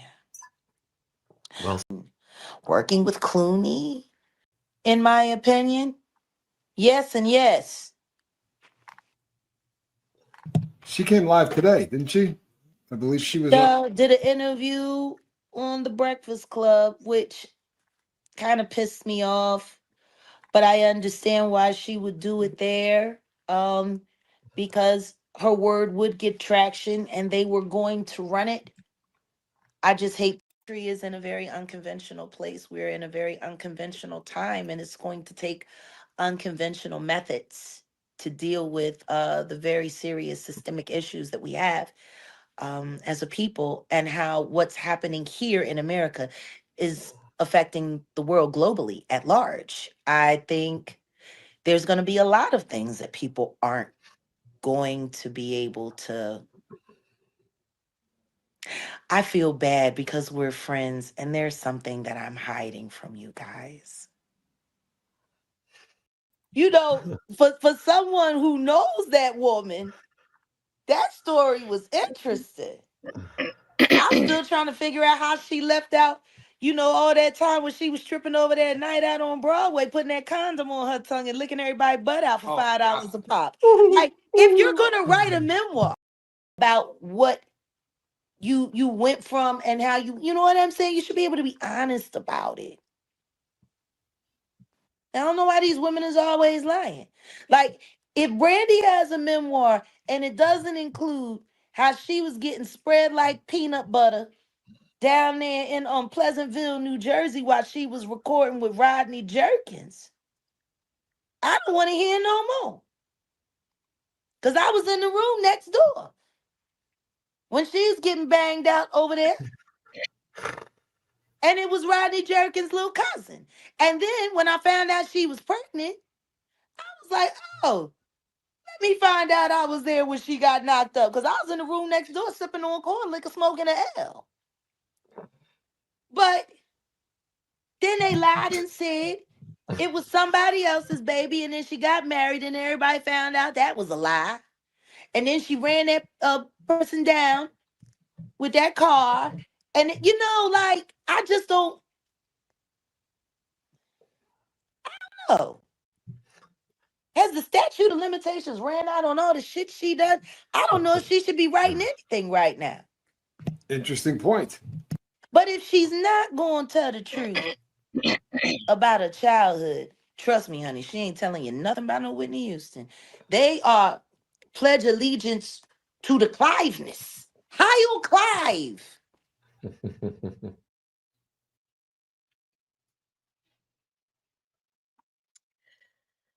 So yeah. Well, let me know what y'all think about that. You know, Is JLo innocent? I think that we can all, well, maybe not all of us, but we know that there's some involvement in JLo, even going back to Natanya Rubin, that, you know, just has never really been sorted. And I hope that Natanya gets her justice. It's been a long time, and she definitely deserves to have justice for what was done to her. So y'all let me know what y'all think in the comments. I'm gonna get on out of here. Y'all take it light, take it slow. Tell them Uncle Mike and I'm just saying VB told you so. Bye, guys. Tahir, that was crazy, wasn't it, Tahir? Sorry, guys, I got frozen in the middle. I had to go out and come back in, and it clearly ended right when I went out and tried to come back in, but it's all good. That's what we do. That's what we do. All right, we're gonna go over to the next one. Let me take this off. All right. What's up, YouTube? How you doing? I'm just saying VB here, filling in for Mike. We're going to get into this next reaction. Jay-Z threatens to sue 50 Cent for exposing him in his Diddy documentary. 50 Cent claps back as if we expected anything different. So let's go ahead and get into this and see what they're talking about here. 50 Cent just clowned Diddy and Jay-Z, and is allegedly including Jay-Z in his upcoming Netflix docuseries, Diddy Do It. The docuseries, set to release in early 2025, reveals exclusive details about Jay-Z and Diddy's connection. And according to reports, both Diddy and Jay-Z are trying to file cease and desist orders to stop it. Speaking of, in particular, Netflix docuseries that you've been working on, Diddy Do It. Right. You've been saying for years that you feel you knew Diddy's character. Right. Yet you said you weren't a part of that lifestyle, you weren't going to the parties. So what makes you so absolutely sure that these kinds of allegations that we've seen against him are true? Well, I'm surprised by the allegations, as surprised as everyone else is. Like, I didn't make the allegations. I didn't tell people to say these things. It comes out, I see it in the news like everyone else. But I did feel uncomfortable with the way you would present the idea of going to these projects. To come party with me. Yeah. And then that swayed me away from it, just that alone. So you didn't realize as much stuff was coming. Like, when I seen today, it was allegations of 3 men that said he drugged them, and it's a long time, to be honest with you. Like, when people don't remember being violated for 20 years, it makes me feel a little hard. What are your thoughts on the allegations against Jay-Z? That was interesting. When I was saying things, not knowing exactly what I was saying, but I was going, where's Jay at? He's mad quiet. Like while the Puffy thing was going on. But it's obvious now that his team was being made aware that he was in those allegations also. You know, so I hope it works out, because with his family, the things that go on internally is that those accusations are crazy. 50 Cent's docuseries was announced back in December of 2023, and according to reports by insiders, production is almost complete now. 50 claims that his docuseries doesn't focus on any of the gossip happening right now, but is instead going to focus on the details of how Diddy's criminal enterprise worked. A statement released by Netflix reads, "This is a story with significant human impact. It is a complex narrative spanning decades, not just the headlines or clips seen so far. We remain steadfast in our commitment to give a voice to the voiceless and to present authentic and nuanced perspectives." And you don't throw out allegations, but like, you kind of poke fun at them. You just ask questions. You're not worried that it comes back your way? Like, people dig up your past and try to pull stuff up? I don't got that shit in my past. I'm not. Everybody got a little bit. Look, like, not that it's real no, enough. I took a pill, but it was for me to perform better. For her to remember, buddy. I didn't fucking give her a drink so she forget what the fuck happened. What the fuck is going on here, bro? Yes, I took the drink. I gave me the fucking drug to perform. So she can remember and possibly love me for that. Did it work? What the fuck? Yo, bro, look, I'm doing pretty good. Like, I'm pretty good. You know what I mean? Like, but I'm just saying, this is the opposite of normal shit. that we're talking about, bro. That is why. Well, I don't know why it's so hard for people So just for to people to acknowledge feel weird like shit is you weird. would have something, or you would have reserved energy because you feel like you was doing it too. This is people that are looking on separation between their hardships or their the things that they got going on that would be issues, and what a celebrity's issues would be. Wait, what does that mean? They think all celebrities are doing the same thing. Yeah. Right, and when you see, if I wasn't saying anything, guess what?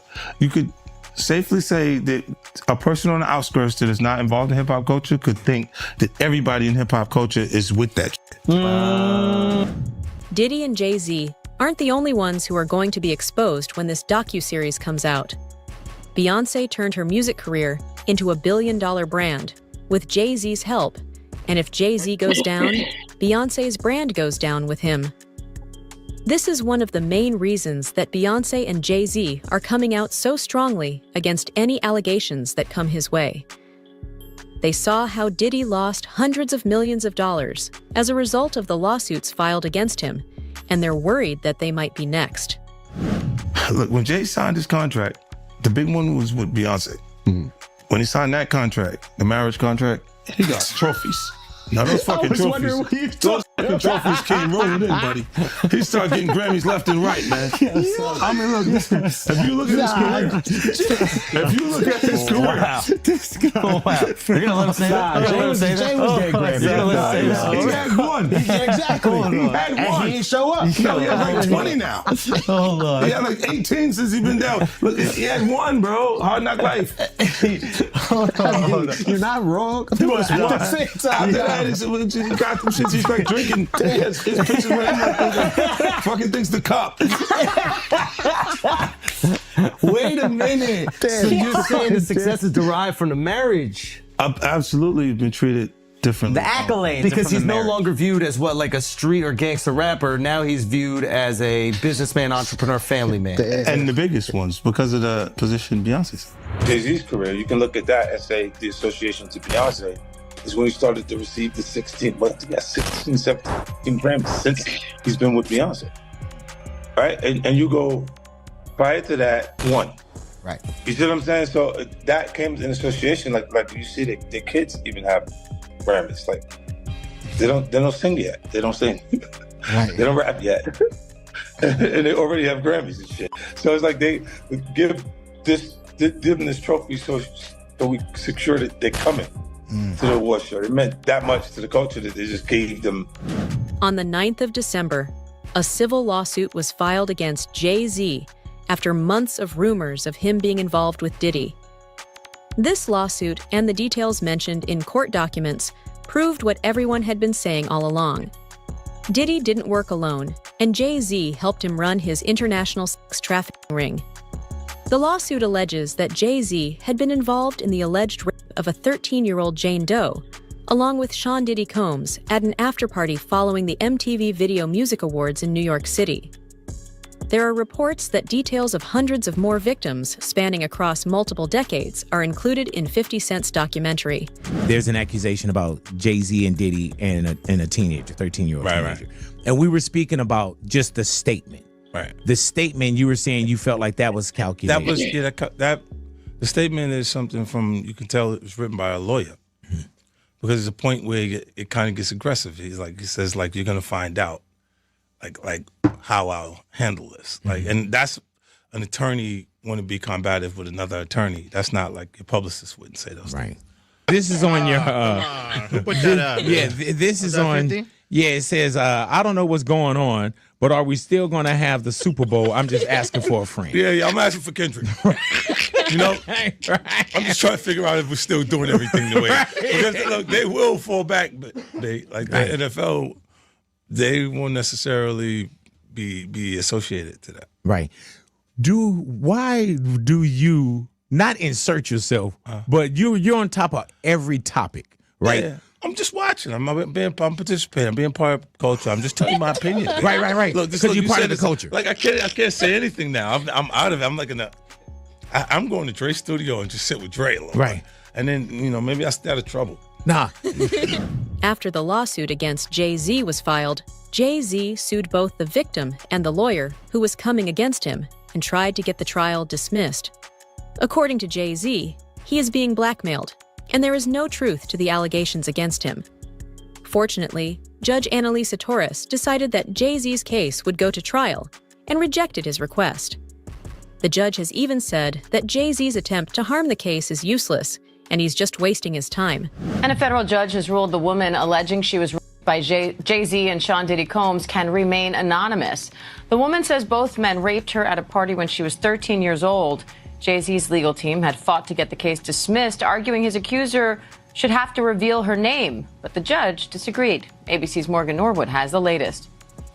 A legal victory for the woman who is suing Jay-Z for allegedly raping her when she was 13. A federal judge ruling the woman can proceed with the case while remaining anonymous, at least for now. But the judge also chastising the lawyers representing Jay-Z, accusing them of trying to fast-track the judicial process by repeatedly filing motions to reveal the identity of the Jane Doe to have the case dismissed. The judge writing in a 5-page brief that the Carter's lawyers' relentless filing of combative motions containing inflammatory. This is what I don't understand. Like, knowing her identity means what to you right now?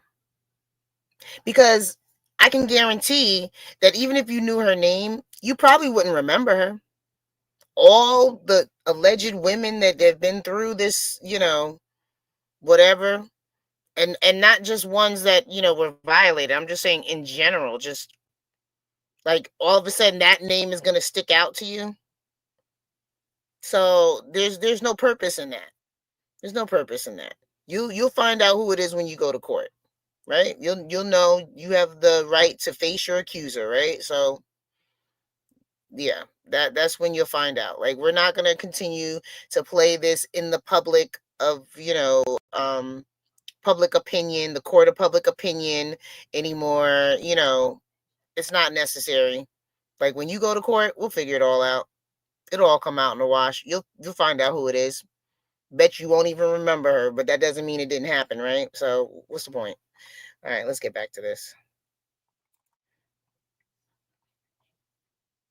Language and ad hominem attacks is inappropriate, a waste of judicial resources, and a tactic unlikely to benefit his client. The court will not fast-track the judicial process merely because the counsel demands it. This latest legal twist coming after the recently filed civil lawsuit by Jane Doe, claiming that Jay-Z, whose real name is Sean Carter, and P. Diddy, drugged and raped a 13-year-old girl at an after-party after the MTV Music Awards in 2000, while an unnamed celebrity watched.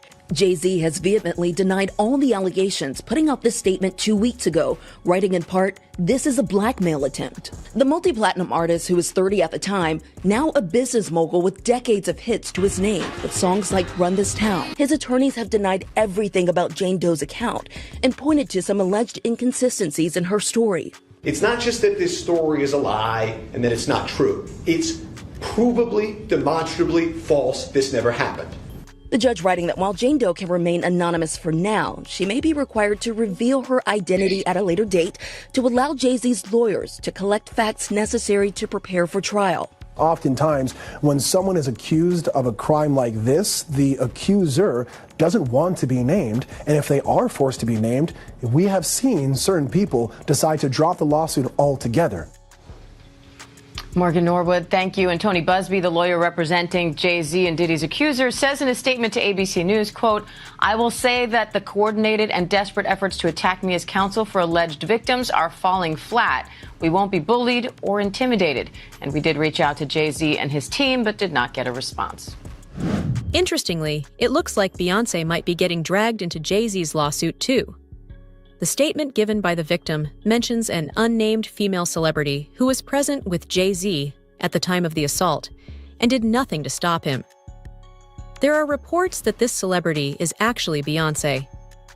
Other victims have also mentioned seeing Jay-Z and Beyoncé at Diddy's freak-off parties, so it looks like we might finally get to see some arrests. Busby say about Jay-Z, the artist, the businessman? Well, the complaint begins. Defendant Sean Combs, along with his longtime friend and collaborator, Sean Carter, drugged and raped a 13-year-old girl at an after-party following the 2000 Video Music Awards. Another celebrity stood by and watched as Combs and Carter took turns assaulting the minor. Many others were present at the after-party but did nothing to stop the assault. Combs had been allowed for years to conduct himself in this manner without any consequences. He believes he is above the law. He is not. His close friend Sean Carter has been with Combs during many such instances described herein. Both perpetrators must face justice. So that seems to suggest that Sean Carter, Jay-Z, was not only present or participated in this alleged, what is essentially a crime, but for other instances. And that's really interesting. That's why I bring up this idea of, could he be hit with more lawsuits if you take these allegations as true? Now, the complaint goes on to say, Combs and Carter were not simply occasional collaborators in the music industry. The two men developed a close friendship that has been well documented from the late 1990s to the present. Together, they attended countless music industry events, events for each other's business ventures, parties, and after parties. Indeed, the two are apparently so close that Combs stated in 2023 that Carter is the only person, other than Combs' mother, who is allowed to call him by his legal first name of Sean. In 2000, near the height of their fame, power, and influence, Combs and Carter attended the 2000 Video Music Awards in New York City. Afterwards, Combs hosted an after-party for many of the most famous celebrities in the music and entertainment industries, including Carter, which is where the events alleged in this complaint occurred.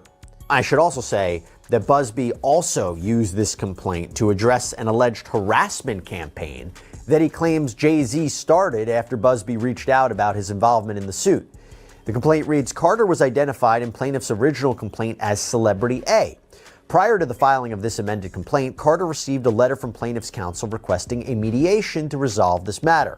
Upon present information and belief, Jay-Z responded to said letter by not only filing an utterly frivolous lawsuit, the one that I mentioned before, but by also orchestrating a conspiracy of harassment, bullying, and intimidation against plaintiff's lawyers, their families, employees, and former associates in an attempt to silence plaintiff from naming Jay-Z herein. This effort was meant to scare plaintiff and to discredit her counsel. That effort failed. Indeed, plaintiff chose to file this amendment as a result of the egregious conduct perpetuated by Carter. The details of the lawsuit filed against Jay-Z are horrifying. Allegedly, Jay-Z and Diddy gave a spiked drink to a 13-year-old minor and then took turns assaulting her while she was passed out. The lawsuit also alleges that other high-profile celebrities at the party saw what was happening, but allowed it to happen. To make matters worse, some of the celebrities were even laughing at the autistic minor as she got assaulted.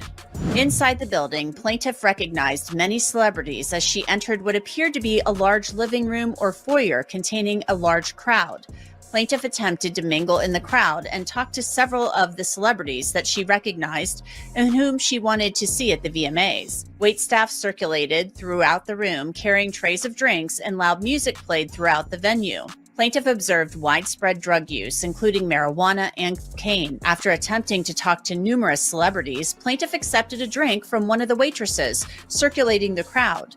The drink was a reddish-yellow mixture that tasted like orange juice, cranberry juice, and something bitter. After drinking just a portion of that drink, plaintiff began to feel woozy and lightheaded, making her need to lie down.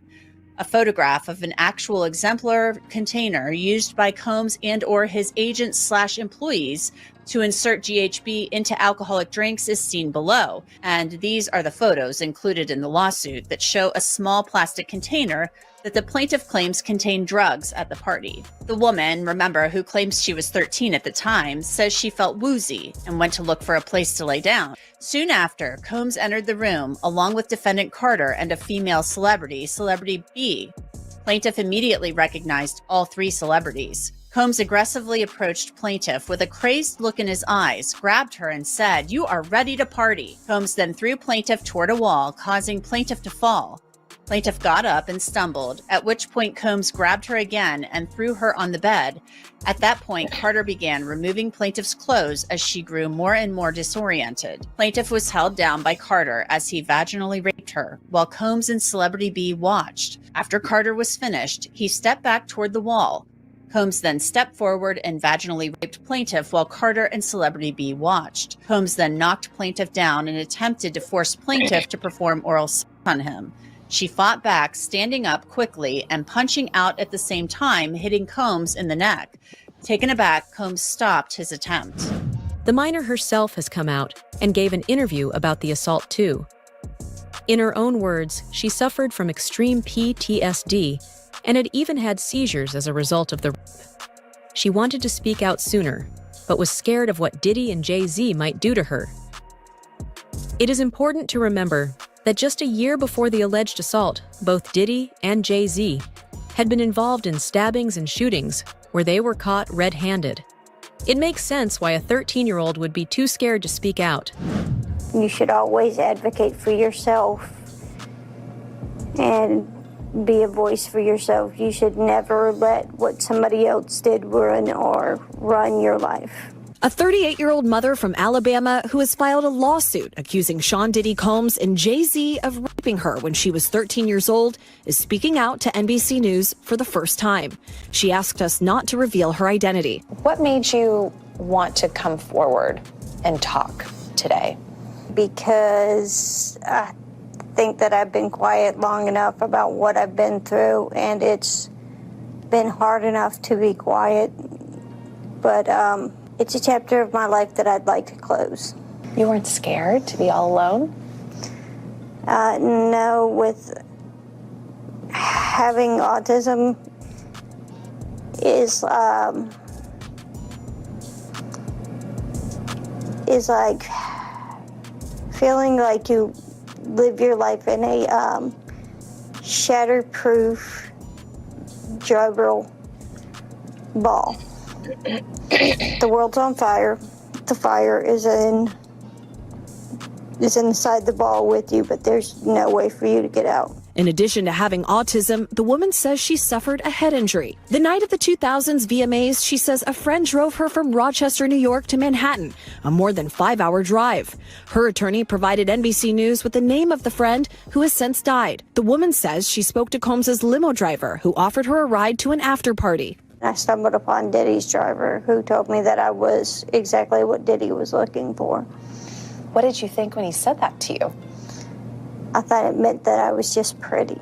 She went to a White House, she says, where she spoke to musicians Benji Madden and his brother. I'm talking to Benji Madden about his tattoo because, I have about his tattoo that's the Last Supper, because I have a religious background. So it was just something to talk about. At the after party, she says she had a drink that made her feel woozy. Then she says Combs and Carter took turns raping her while a female celebrity watched. JC comes in and rapes me. He at that point I was fighting, trying to get away from him, and he put his hand over my mouth and told me to stop it, cut the After the alleged rape, she says she ran to a gas station where she called her father, who picked her up and drove her home. We rode home in silence. He didn't ask me what happened. He didn't ask me what I did or where I was. Diddy knows just how serious the allegations against him are and has offered to pay $50 million as bail just so he can get out. His team even offered up his house if it meant Diddy could be let out. But the judge decided against him. According to the order given by the judge, Diddy is too dangerous to be let out, and he has proven that he's a threat to both victims and witnesses. The proposed bail package. A $50 million bond, co-signed by him, his mom, his sister, the mother of his oldest daughter, and his 3 adult sons. It's going to be secured by the equity in his property in Miami, Florida. Home detention, his passport will be surrendered. The government said that's insufficient. They said, look at the charges, look at the weight of the evidence that I just mentioned. They said they have allegations that he and his associates were trying to tamper with witness testimony last year so that they wouldn't cooperate with the government. What do you take away about who has the stronger argument in terms of bail?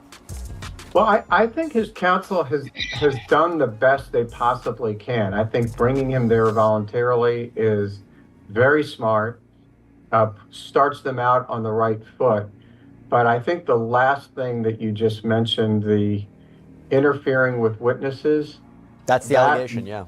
Yeah, if that's true, or I should say if there's real indicia that happened, I think that might tip the scales in favor of not letting him out pending trial, because I think, and you know this, I think judges take an extraordinarily dim view of that. And that might be the factor that tips the scale against him. But I think as far as a tactic, I think it was very smart. Diddy has been involved in blackmail for decades. Gene Deal has talked multiple times about how Diddy was secretly recording everyone who came to his parties from the start, and then using those tapes as leverage. How else do you think such an average rapper managed to set up a billion-dollar empire? Every major celebrity, politician, athlete, and even some members of the British royal family were allegedly being controlled by Diddy. Anybody came out defending Diddy. All these celebrity friends he have, and nobody came out. They brand. It's all about the money. They saw what he did to Cassie. With the kicking, the punching. They saw what they did to Cassie. They know that nobody in America like that. So now, these people are represented by a brand. Whether it's some about the music, clothing,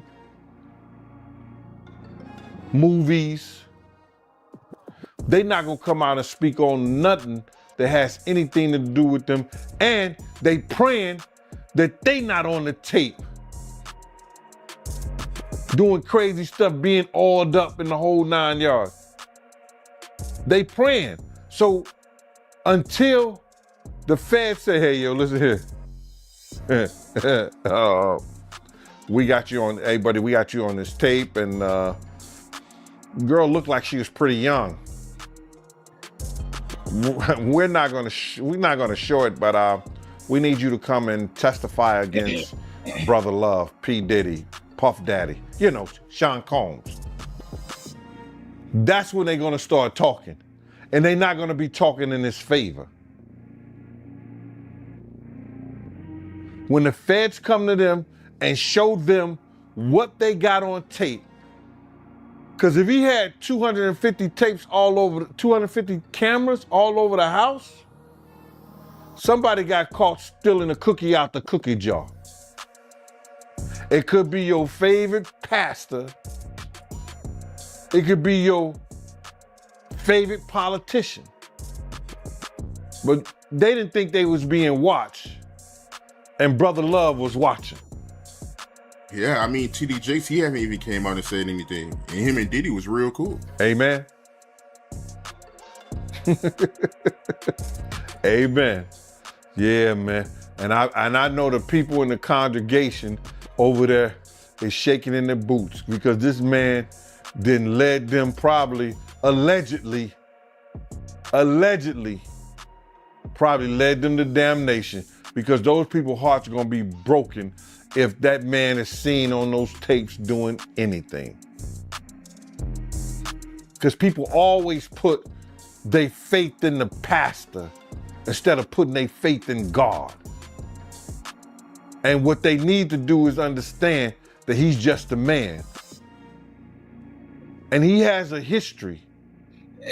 It's not looking too good for him. So you feel like celebs are worried that they might be on tape? Oh, they know. That's why they ain't speaking up or saying nothing. Yeah, I was at a Diddy party, but I know I ain't do nothing. When you don't know somebody's taping you, when you don't know that somebody is videoing you in some kind of form or fashion, you got that alcohol, you got the drugs in you, they're a little loose, bruh. They let down all their inhibitions. The music is pumping. He said it himself. He got it so hot in there that you gotta take your clothes off. He said that himself, bruh. The tapes Diddy shot are finally coming out into the open. 8 of these tapes, along with 11 flash drives containing the memoir of his ex-wife Kim Porter, have been handed over to the FBI. Courtney Burgess, a close friend of Kim Porter, allegedly gave these tapes to the FBI, after he was subpoenaed to testify in front of a grand jury in a federal criminal case. And those statements include descriptions of what the witness says he saw on those tapes. So I asked him about that, and he answered what he could, given the limitations imposed on him after testifying before the grand jury. Out of those 8 videos, 8 celebrities, 6 men and 2 women, how many of those 8 celebrities were close to being underage or potentially underage? 2 males. 2 males. And of those 8 celebrities, how many of them were intoxicated or under the influence of drugs? This is going to be all speculation. I just want to preface it by he wouldn't know if they were. Right. Sure. Appear to Let me be, rephrase right, it. Based on, yes. Understand. Out of the 8 celebrities who were recorded having intimate relations with Sean Combs, how many of them appeared to be either inebriated or intoxicated or under the influence of drugs? All of them. All of them. Out of those 8, how many appear to be potentially victimized? How many might have been victimizing? I think all, to be honest, all. Were victims They or victims. were perpetrating? Victims. They were all 8 were victimized, Yeah, meaning this was happening to them and they were inebriated. Right. Not knowing, I guess, how much proof it was in it, what they was doing. As more victims come forward and the walls close in on those who enabled these horrific crimes, it's clear that this is just the beginning. Will the arrests of powerful figures like Diddy finally bring justice to the survivors? Or are there still more secrets waiting to be uncovered?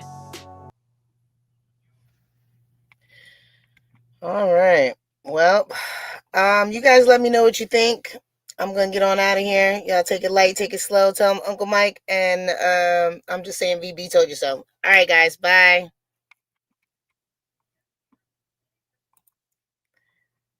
Okay, I'm frozen. As you can see, I've been frozen. I'll be right back to here.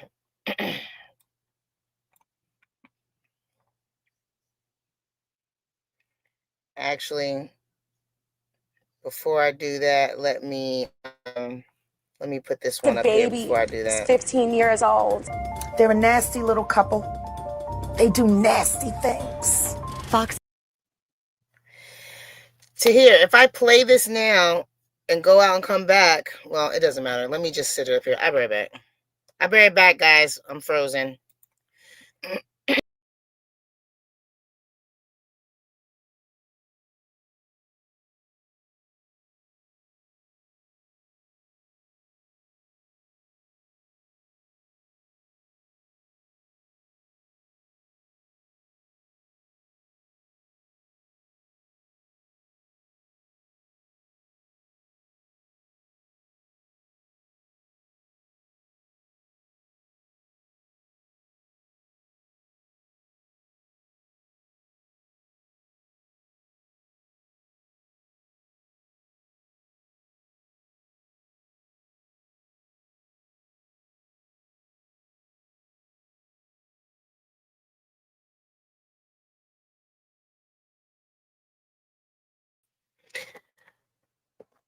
All right, let's keep going with this. Let's keep going. All right, what's going on, YouTube? How you doing?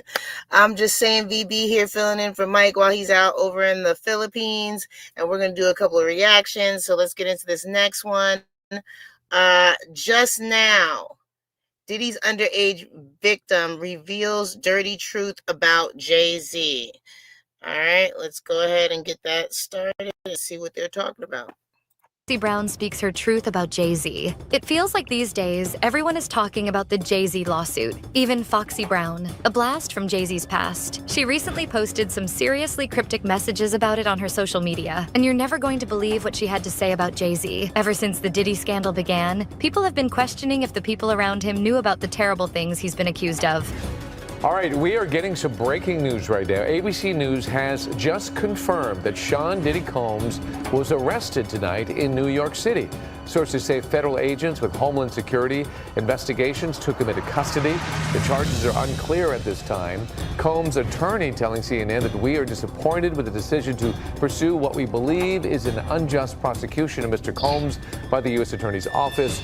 We, of course, are trying to gather more information. There's a lot more to come out of this story, and as soon as we get it, we'll turn it over to you. And one person who fell under the public's magnifying glass pretty quickly was Jay-Z.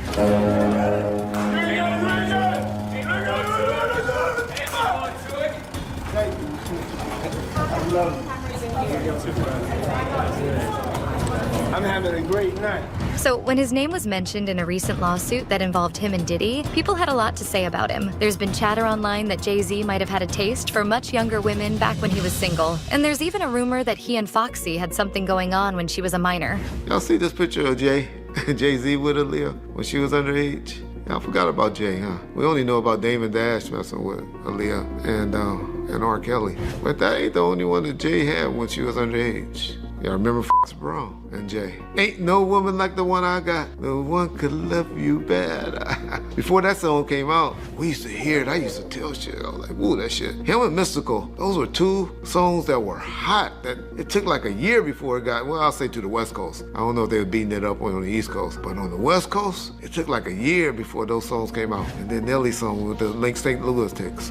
But I'm just saying all that to say, Foxy was young then as well. And so all of these guys and the underage young ladies was running rapid in the 90s. That's all I remember. That's all I think about. Foxy had defended her relationship with Jay-Z in the past. Was I shocked when Jay said the line in Picasso Baby? Yes, because we've talked about that. We have a history that supersedes music.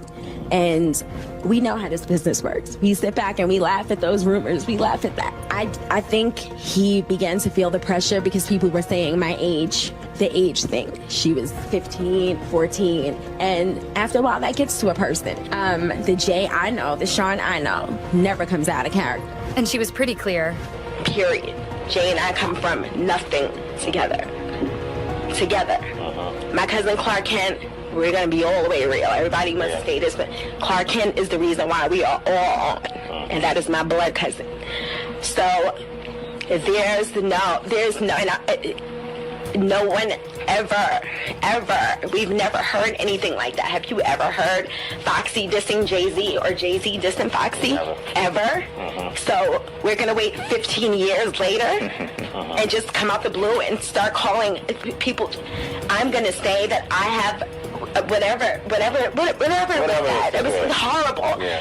Jamie Foxx's name was brought in. I didn't even know Jamie Foxx like that. I mean, just horrible things was said. I can sit back and say, and I'm a blogger, and I can say, well, Puppy just said that he... But a day after the lawsuit against him came out, she shared some stories on Instagram that raised more than a few eyebrows. According to the Daily Mail, the first story she posted simply said, wow. Then she put up another that read, wait, along with a surprised face emoji. After that, she shared one final story, which was just a cold face emoji. Obviously, short posts like that leave a lot of room for interpretation, and people began speculating that they must have had something to do with the news of Jay-Z's latest scandal. Jay-Z, his name has been revealed. The allegation is that he and Diddy raped a 13-year-old girl at an after party in the year 2000 after the MTV Video Music Awards.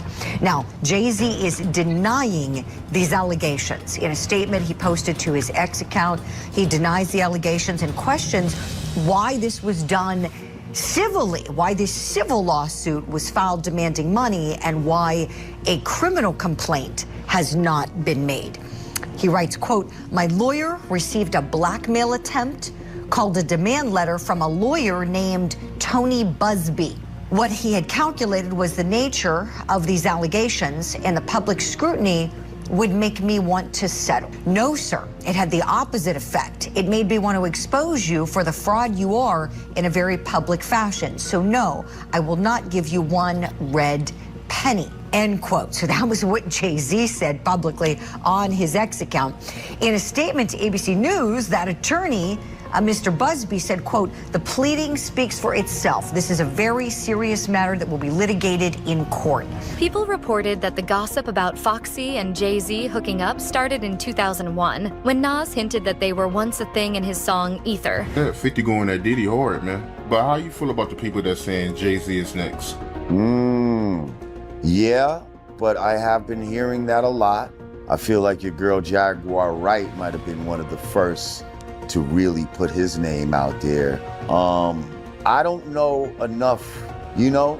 I will say that Jay-Z, if he was doing ill shit like that, he was more quiet about it. You know what I mean? He was more, but then, if we be real with ourselves, it was kind of abnormal when he got with Beyonce. Like, she was pretty young when he got with her. There's rumors that he was messing with Foxy Brown when she was pretty young. And according to some sources, there were reports that someone who went to high school with Foxy claimed that Jay-Z used to come pick her up after class. Biggie allegedly used to do the same, but the source said that they were legit friends, whereas everybody knew her and Jay were together. I mean, I totally get why this story is attracting a lot of attention now, with the latest news about the creepy Jay-Z allegation. The woman accusing him of harming her, along with Diddy at a VMA after party, said that she was just a 13-year-old at the time. You should always advocate for yourself and be a voice for yourself. You should never let what somebody else did run your life. A 38-year-old mother from Alabama who has filed a lawsuit accusing Sean Diddy Combs and Jay-Z of raping her when she was 13 years old is speaking out to NBC News for the first time. She asked us not to reveal her identity. What made you want to come forward and talk today? Because I think that I've been quiet long enough about what I've been through, and it's been hard enough to be quiet, but it's a chapter of my life that I'd like to close. An NBC News review of her account found inconsistencies with her allegations. She says that she went to the MTV Video Music Awards in 2000 to catch a glimpse of her favorite celebrities. You weren't scared to be all alone? No, with having autism is like feeling like you live your life in a shatterproof juggle ball. The world's on fire. The fire is inside the ball with you, but there's no way for you to get out. In addition to having autism, the woman says she suffered a head injury. The night of the 2000s VMAs, she says a friend drove her from Rochester, New York to Manhattan, a more than 5-hour drive. Her attorney provided NBC News with the name of the friend who has since died. The woman says she spoke to Combs' limo driver, who offered her a ride to an after party. I stumbled upon Diddy's driver, who told me that I was exactly what Diddy was looking for. What did you think when he said that to you? I thought it meant that I was just pretty. So it makes sense that people would bring up the allegation about him and Foxy because she was only a young teenage girl when they met, and he was already pushing 30 by that point. At the after party, she says she had a drink that made her feel woozy. Then she says Combs and Carter took turns rapping her while a female celebrity watched. JC comes in and raps me.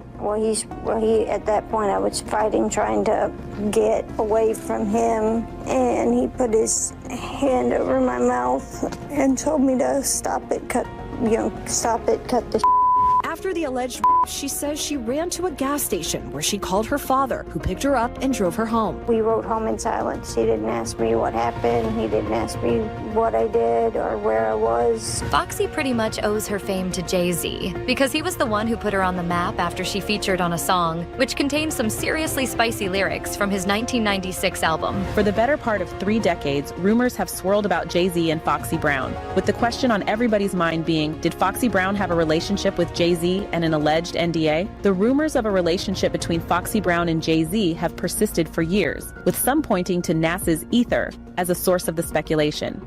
Despite these claims, neither Jay-Z nor Foxy Brown has provided any further commentary, and Brown continues to call out those spreading false information. On October 6, 2024, Foxy responded on Instagram to speculation, especially from a YouTuber's video, claiming she had signed an NDA to stay quiet about her connection with Jay-Z. She called the post fake news, Brown famously made her debut in 1995 on LL Cool J's posse cut I Shot Ya alongside Def Squad's Keith Murray, the late Prodigy, Fat Joe, and of course LL when she was just 19 years old. However, most remember her getting her start opposite Jay-Z on the 1996 hit single Ain't No N.A. from his debut album Reasonable Doubt, and the two continued to feature on each other's tracks, where she would often play Bonnie to his Clyde in terms of themes and subject matter. The 46-year-old became good friends with Jay after she signed with Def Jam in 1996, and he co-wrote several of her songs, including Get Me Home, Big Bad Mama, and Hot Spot. Speculation about the nature of their relationship took off after Nas referenced them hooking up on his scathing Jay-Z diss track Ether in 2001, with the line, "Foxy got you hot cause you kept your face in her puss. What you think, you getting girls now cause of your looks?" Foxy has stayed pretty quiet over the years, living a mostly reclusive life outside of the music industry. However, she has been very vocal in recent times, denying the rumors and threatening to sue the people who continue to spread them. The allegations have resurfaced in the wake of Diddy's arrest in New York on charges of alleged sex trafficking and racketeering last month. Dame Dash recently made headlines for asking why his Rockefeller partner has yet to speak out against Diddy publicly. The bad boy mogul has already pleaded not guilty to the alleged crimes. But the explicit song was apparently recorded in 1994. So, since she was born in 1978, she would have only been about 15 when they met and started singing together. A report by XXL Mag revealed that the first single they made was what helped Foxy eventually get signed with Def Jam a few months later. She and Jay-Z also ended up working together on tracks like I'll Be and Sunshine. Is there currently a double standard in rap with what men can get away with as far as they rap about violence and sex and what women can get away with? Definitely. I mean, I believe in that. It's like sometimes when I get criticized for what I say, and then I turn on the radio and he's saying the same thing, I'm like, well, damn, I just said it and I was, Foxy, why are you doing that? You have a million little kids listening to you. And I'm like, but he said the same thing. And they listen to him as well. But I think as far as being a woman, you have to understand that it's never going to be that way, where you can probably get away with things that a guy can get away with. And I'm starting to realize, I mean, I'm young, but I'm starting to realize that, okay, he could say it, but I can't. He can sleep with 20 women, and I can't sleep with 20 guys. The two rappers have never confirmed publicly that they were an item. And in October 2024, Foxy even used social media to speak out against all the gossip about how Jay-Z had been intimate with her when she was just a teenager. She also spoke out against the story circulating online that she'd been forced to sign a non-disclosure agreement to keep quiet about it, but that it was about to expire in 2025 and she'd be able to spill the beans. People wrote that after the longtime rumors started to spread again in gossip videos and chat forums, Foxy decided to clear the air. In another series of Instagram stories, she said, "Miss me with the fake news." In her next post, she suggested that she never signed an NDA, and she claimed that there wasn't a person alive who could stop her from telling her story if she wanted to. Then, in another story, she reportedly responded to a YouTube video with the title, "Foxy Brown Breaks. Silence, game over for Jay-Z and Diddy." She asked people to stop playing with her name in a desperate attempt to get comments. Foxy also shared a screenshot of someone recommending that she should stay protected if she chose to speak out against Jay-Z. And her reply to that was, "Y'all want me to be anti-HOV so bad," which she then followed with 3 laughing emojis. So it seems like she wants us to believe that nothing scandalous ever happened between her and the rap mogul. But is that because she honestly believes that? Or did someone tell her to say that? There's a theory going around that Jay-Z paid her to deny the rumor of their romance in order to keep his reputation clean. Jay-Z's team is fighting back against allegations that he raped a 13-year-old at one of P. Diddy's parties. His team has bombarded the courts with motions and possible defenses, now saying the lawsuit should be completely thrown out because this alleged rape doesn't fit within the statute of limitations. Jay-Z's team is also picking apart Jane Doe's filing and recent media interviews, saying her stories just don't add up and the case should be dismissed. We're taking a closer look at the allegations against Jay-Z and what defense his legal team is possibly cooking up with criminal defense attorney Serena Townsend. Let's start with the allegations. They stem from a civil lawsuit filed back in October that listed P. Diddy as a defendant. We're not entirely sure who the plaintiff is, the person filing this lawsuit. She's listed only as Jane Doe, and according to a recent ruling by the case's judge, she can actually remain anonymous as Jane Doe, at least for now. So when Jane Doe filed this lawsuit, she publicly named Sean Combs, who of course is P. Diddy. He was already facing a slew of civil lawsuits at the time, and then there's those federal charges, all surrounding allegations that he was part of a decades-long sex trafficking ring. Jane Doe laid out the details of her assault in her original filing, which we'll get to in a minute. But first, we have to note, at the time she filed this lawsuit, P. Diddy was name-dropped in the suit, but Jay-Z was not. In the first filing, Jane Doe specified she was allegedly raped by another celebrity. She listed them only as Celebrity A. She also listed another person, a woman, as Celebrity B, who apparently watched these assaults. We have some guesses as to who Celebrity B could be, but we can't be 100% sure. We do know, though, who Celebrity A is, and it's apparently Jay-Z. Jane Doe amended her filing late last year to replace Celebrity A with the name Sean Carter, who you probably know as Jay-Z. It wasn't the first time that Foxy publicly stood up for him. In 2013, she told TMZ that everything was good between the two of them. She said, "Jay has only been wonderful to me and my family." She went on to add that he'd also been a great friend throughout all the years she'd known him, and they had nothing but great success as a team. Maybe she honestly means that, but I can't help but wonder if she's also just too afraid of calling out Jay-Z. I can remember getting on a plane and an older white woman saying, "Oh, your son is a gangster rapper, right? How did you let him marry your daughter?" And it was just shocking to me. And I said, "No, actually, my son is a CEO." She didn't think of him as a CEO or even a talented celebrity that, was a great businessman. Following the clip, Tina shared what she took away from the experience. At that time, I remember thinking, I can't be mad at her because that is what the media portrays. Everyone knows that he's a powerful billionaire with a lot of influence, and if someone were to turn against him, they could end up facing some serious consequences. I mean, Diddy was in a similar position of power and control, and it was only after things got really serious with the news of the feds and the CCTV footage of him and Cassie that people started turning on him. But sadly, she's become more well known for the abuse she claims to have suffered at the hands of her ex, Sean Combs, than her music. Her debut album, Cassie, was a hit, and the critics even praised it. Her second album was expected in 2008, but it never came. She released some singles here and there, but Connecticut Fever, that never hit the shelves.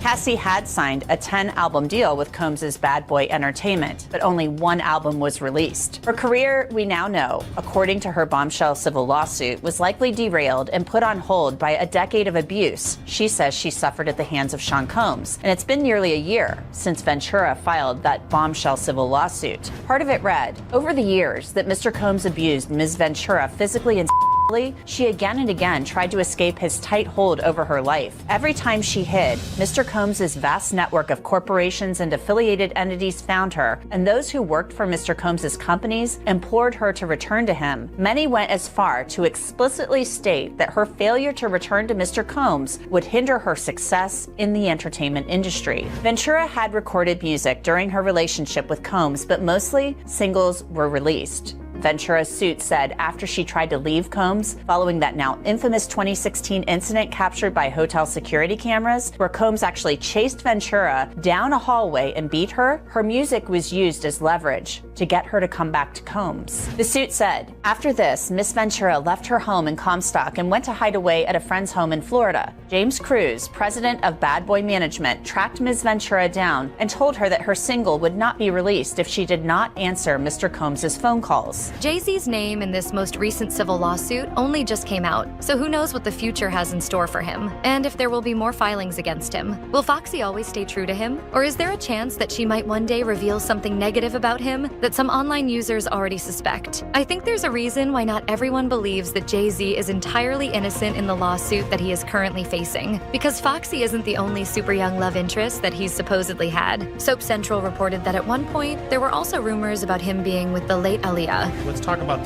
the ages, because he was after Beyonce when she was before 18, correct? I mean, as we go through the timeline, they claim, oh no, I met him at 18 and then we waited till I was 19, but they knew each other when she was like 15, 16, correct? He clearly had eyes, and it's not the only one, right? There's 𝗟𝗡𝗖 as well. I was looking at these photos. There's a history of this, right? But 𝗟𝗡𝗡 definitely. A lot of people don't realize the timeline, but after everything went bad with Robert Kelly and he had to divorce 𝗟𝗡, Jay-Z was interested while she was still underage. And as she started spending more time in New York, he was very, very, very right there. She didn't want that. She didn't want that with him. And if there's one thing I can tell you about Sean Carter, being embarrassed and being rejected are things he does not handle well. Allegedly, they may have dated each other for a little while in the year 1999, which would have meant that Aaliyah was 20, while Jay was 29. Aaliyah's ex-boyfriend and Jay-Z's ex-business partner, Damon Dash, also suggested that he and the R&B singer were briefly together. I got kicked out of Rockefeller. I left Rockefeller. You understand what I'm saying? The option was there for me to stay. I did not want no parts of it. I was done. I left Rockware. Think about it, bro. I said, f all the money, all this, I'm out. Now,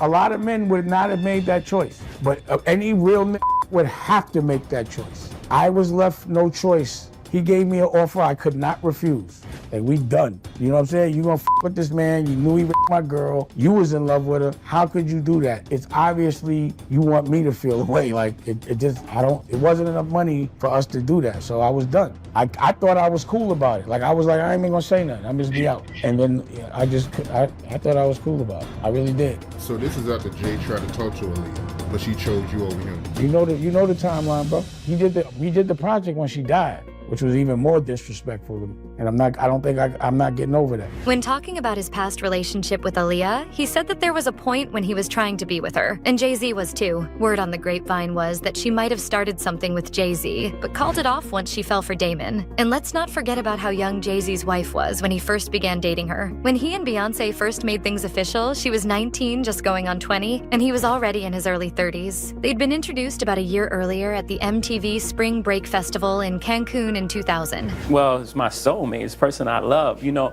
And you can be in love with someone. You can love someone and if you haven't experienced love and you don't understand it and you don't have the tools to move forward, then you're gonna have complications. 𝐸 magazine reported on how some social media users have talked about how the fact that she was so young when they started going out was a major red flag. And in this era of so many famous men being accused of grooming their victims, it wasn't long before Jay-Z got stuck with similar rumors. In 2023, a clip of Beyonce at an award show started making rounds on TikTok and Twitter. In the clip, she was talking about how much she loved Jay-Z, but when the camera panned to him, he barely had a reaction to what she was saying. The comments below the video were mostly about how it was yet another sign that she'd been groomed by him, and how she's never really known anything other than him. But anyway, what do you guys think about all this? What kind of relationship did Jay-Z really have with Foxy? Do you think she's being honest about how she feels about him? Or will she start singing a different tune as the lawsuit against him goes on? Let me know what your thoughts are in the comments below.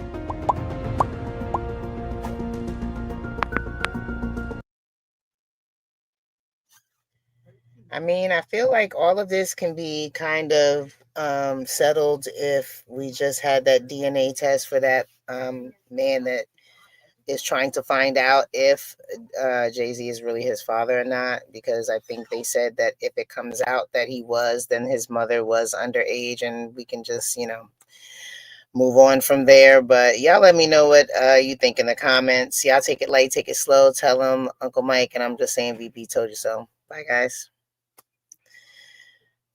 Ugh. I'm gonna do one more of these videos about Jay-Z and Diddy. Good grief. I love you to hear.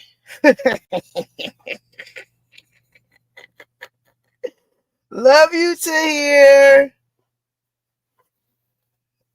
Lord.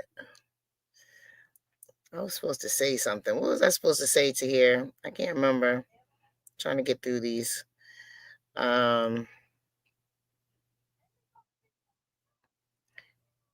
Yeah, I don't care about any of their personal business. I'll be honest. I really don't care. I care about the victims. I don't know if Beyonce lied about, if they lied about her age when she first came out either. So, I mean, and it was way too common for older men to be after younger women. And I mean, 10 plus years. It was way too common. I mean, does it make it right? No, but, people without money was doing it. So people with money, why wouldn't they be doing it if the people without money was doing it? That's just how I feel about it.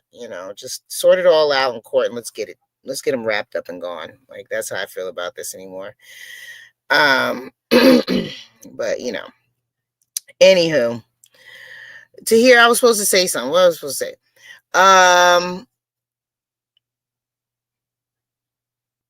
Yeah, well, let's go on to the next one. All right, because I'm gonna get through. What's up, YouTube? How you doing? How you doing? Just saying, VB here, filling in for Uncle Mike while he's over in the Philippines. We're gonna check out this video. Kanye West confirms why Beyonce will trap Jay-Z, the real game. So let's check this out and see what they're talking about here. Look, when Jay signed his contract, the big one was with Beyonce. When he signed that contract, the marriage contract, he got trophies. Now those trophies, those trophies came rolling in, buddy. And the Grammy goes to Harry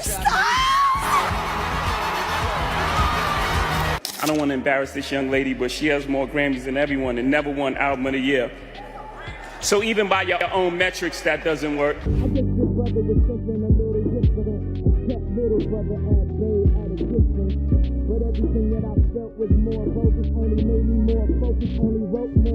So Kanye West has just dropped some bombshell comments about his former friends Beyonce and Jay-Z. And let's just say he's not holding back. For years, Jay-Z has been seen as this untouchable figure in the music industry, using his family man image, his connection to Beyonce, and his carefully crafted reputation to dodge criticism and allegations. But lately, that image is starting to crack. As you all probably know by now, one of Diddy's accusers recently dragged Jay-Z into the mess, alleging that he raped her back in 2000 when she was just 13. And while some fans are quick to defend him, others are pointing fingers at Beyonce, saying she's been trapped in this relationship and controlled by Jay-Z for years. But now Kanye is flipping the script entirely, and according to him, Beyonce isn't the victim here. She's the one running the game! Kanye claims Beyonce is way shadier than people think, and she's actually using her position to protect herself and her empire. By staying with Jay-Z, Beyonce has ensured that her brand remains untouchable. Together, they were seen as this power couple, an unstoppable force. But behind the scenes, Kanye claims that Beyonce knows exactly what she's doing. She's not trapped. She's making moves to stay on top of the industry, no matter what dirt might come out about Jay-Z.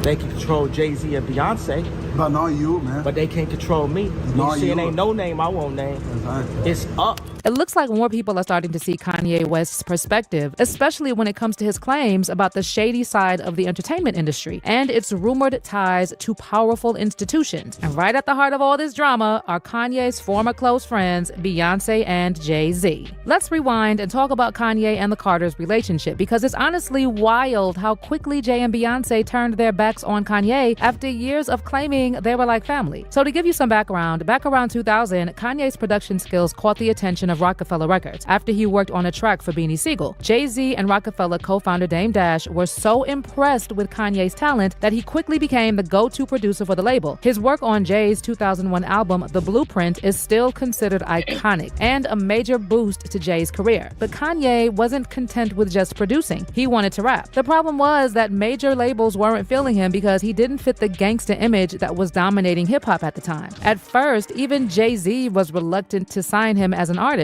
but Dame Dash saw Kanye's potential and pushed Jay to make the move. Finally, in 2002, Rockefeller took a gamble and signed Kanye. The partnership led to some legendary moments, like their collaborative album, Watch the Throne. But after their tour wrapped up in 2012, things started to fall apart. Word on the street is that Kanye and Jay clashed over the album's creative direction. Jay reportedly wanted to use some of their tracks for his solo project, Magna Carta Holy Grail, but Kanye wasn't having it. He thought those tracks belonged to Watch the Throne, and tensions only grew from there. Things between Kanye and Jay got even messier when Kanye started dating Kim Kardashian. Kanye was determined to bring Kim into Jay and Beyonce's exclusive circle, but it was clear from the start that the Carters wanted nothing to do with the Kardashians. The snub became crystal clear when Jay and Beyonce skipped Kim and Kanye's lavish wedding in Italy. Their official excuse was that they were still dealing with the fallout from that infamous elevator incident between Solange and Jay at the Met Gala just weeks earlier. But Kanye took it personally. He felt Jay and Beyonce should have set their issues aside and supported him, especially since he thought of them as family. To Kanye, their absence wasn't just a scheduling conflict, but a betrayal. I was hurt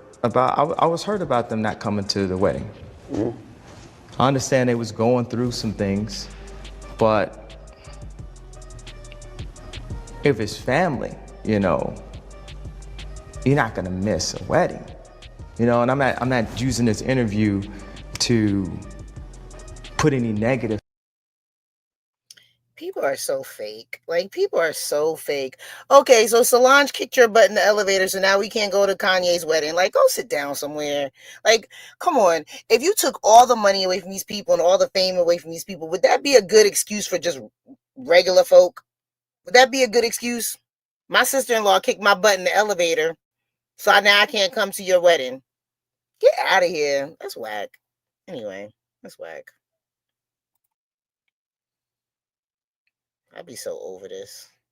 I really do. I try, but I be over it. Things, but I gotta state Just expressing yourself. Yeah, I gotta state my truth. Yeah. Like, and then that one thing happens, and another thing happens, another thing happens, another thing's happening. You just start coming up with all type of crazy ideas in your head and stuff. Like, why? This is when Kanye's fans started calling out Jay-Z, accusing him of never being a real friend and only using Kanye when it suited him. Now, fast forward to 2016, and Kanye publicly blasted Jay and Beyonce during a concert in Sacramento, accusing Beyonce of playing dirty to secure awards. But Kanye didn't stop there. He even hinted that Jay might go to extreme lengths to silence him if he kept speaking out. But things took an even wilder turn when a few years later, Kanye began openly calling out all the people who control the entertainment industry. And within weeks, it seemed like the entire industry turned on him. It was like he was blacklisted overnight. Now, you'd think Jay-Z and Beyonce, who were once tight with Kanye, would step in, or at least say something, right? But it was crickets from the Carters, just like it was crickets when Jay's former buddy, Diddy, was arrested. So that's when Kanye dropped another bombshell and said the real reason Jay-Z and Beyonce have stayed silent is that they're being controlled by the same powerful people he's been exposing.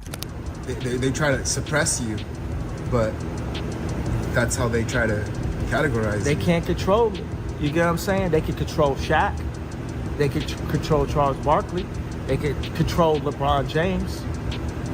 They can control Jay-Z and Beyonce. But not you, man. But they can't control me. You Not see, it you. ain't no name I won't name. And as if all that drama wasn't wild enough, now there are some really dark accusations surfacing about Jay-Z. And even though Jay and Beyonce are still showing a united front for the cameras, it's becoming pretty clear that their marriage isn't the picture-perfect fairy tale it once appeared to be. But trust Kanye to add even more fuel to the fire. In a recently surfaced clip from his 2022 interview with Candace Owens, Kanye claimed that Beyonce should have just let Jay cheat in peace because, according to him, Jay was gonna do it no matter what. He was telling you the code that now I'm being stupid, like I'm giving you guys stupid stuff because this is how it works. Like, in order for me to stay successful, I have to keep giving you stupid stuff. I just think Beyonce need to let him go get some pussy. Seriously.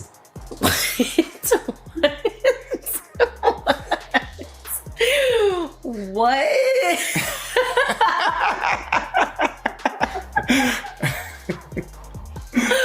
He gets go to the DR or something, like, you know what I mean? Like, what's that about though? What's that about? Are you good friends with him still? Because you know what's missing from this whole... But let's rewind for a second to give you the full story of how Kanye even ended up talking about this. Because it wasn't just him shading Jay for cheating on Beyonce. It goes way deeper than that. It all started when Candace brought up Jay-Z's track Moment of Clarity from the Black album back in 2003. She pointed out a specific part where Jay admits he simplifies his lyrics to appeal to a wider audience and make more money. Jay defended the move by saying that by getting rich, he could help others. And Candace mentioned how this reminded her of Kanye and the ongoing debate about choosing between knowledge and material success. It says, I dumb down my audience to double my dollars. They criticize me for it, yet they all yell holla. If skills sold, truth be told, I'd probably be lyrically Talib Kweli. Truthfully, I want to rhyme like common sense, but I did 5 mil, and I ain't been rhyming like common sense. When your sense got that much in common, and you've been hustling since, the only perception for perception go with what makes sense. Since I know what I'm up against, we as rappers must decide what's most important. And I can't help the poor if I'm one of them. So I got rich and gave back. To me, that's the win-win. And I was just so stunned. I ran it back like 10 times because I forgot how much I love that song. And I was like, he's literally telling you that he is dumbing himself down. And he has decided that the better thing to do is to keep the people that follow him stupid and be able to help them by giving money. Like, I can't help the poor. Like, I dumbed down my audience to double my dollars. Like, he has to make a decision to be smart, right? To be rapping like Talib Kweli, or to make money and be able to give back to people. So he knows And this made me think of you because you said on that podcast that got taken down that information is the number one resource, right? And he knows that he has to choose between giving the people information or having success. And I was stunned by the verse. But here's where Kanye jumped in and asked Candace which label Jay-Z was signed to when he rapped about picking money over spreading knowledge. Candace kept praising Jay-Z as an inspiration, but Kanye had this smirk, like he was about to say something big. Then out of nowhere, he changed the subject and joked that Beyonce should have just let Jay cheat. And what record label was he on that helped influence that decision? It was a Jewish record label. Okay, what was it? I don't know. See, I don't know Universal, the industry. Def Jam. Yeah, Def Jam. He was definitely a Jewish and French, because you got Vivendi that owns Universal, but French, that's super colonizers. Like the French own 80% of African banks. So nobody would be mad if you had tweeted that, by the way. Oh, the French? Yeah. But that's because the French don't hyper focus on controlling the black voice like the Jewish media does. So. But this makes me think, Drake is the best rapper ever by the numbers. Jay-Z is the greatest rapper ever by the inspiration. Yeah, he inspired me. There you go. He was smart. You know what I mean? Like he's talking business, but you either got it or you didn't. He was telling you the code that now I'm being stupid. Like I'm giving you guys stupid stuff. Because this is how it works. Like in order for me to stay successful, I have to keep giving you stupid stuff. I just think Beyonce need to let him go get seriously.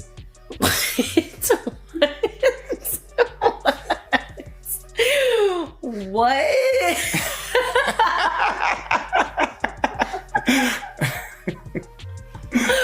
He could go to the DR or something, like, you know what I mean? Like, what's that about, though? Candace then tried to get Kanye to talk about his relationship with Jay-Z and Beyonce. But instead of spilling any tea, Kanye avoided the question and shifted the conversation back to himself. What's that about? Are you good friend? Are you good friends with him still?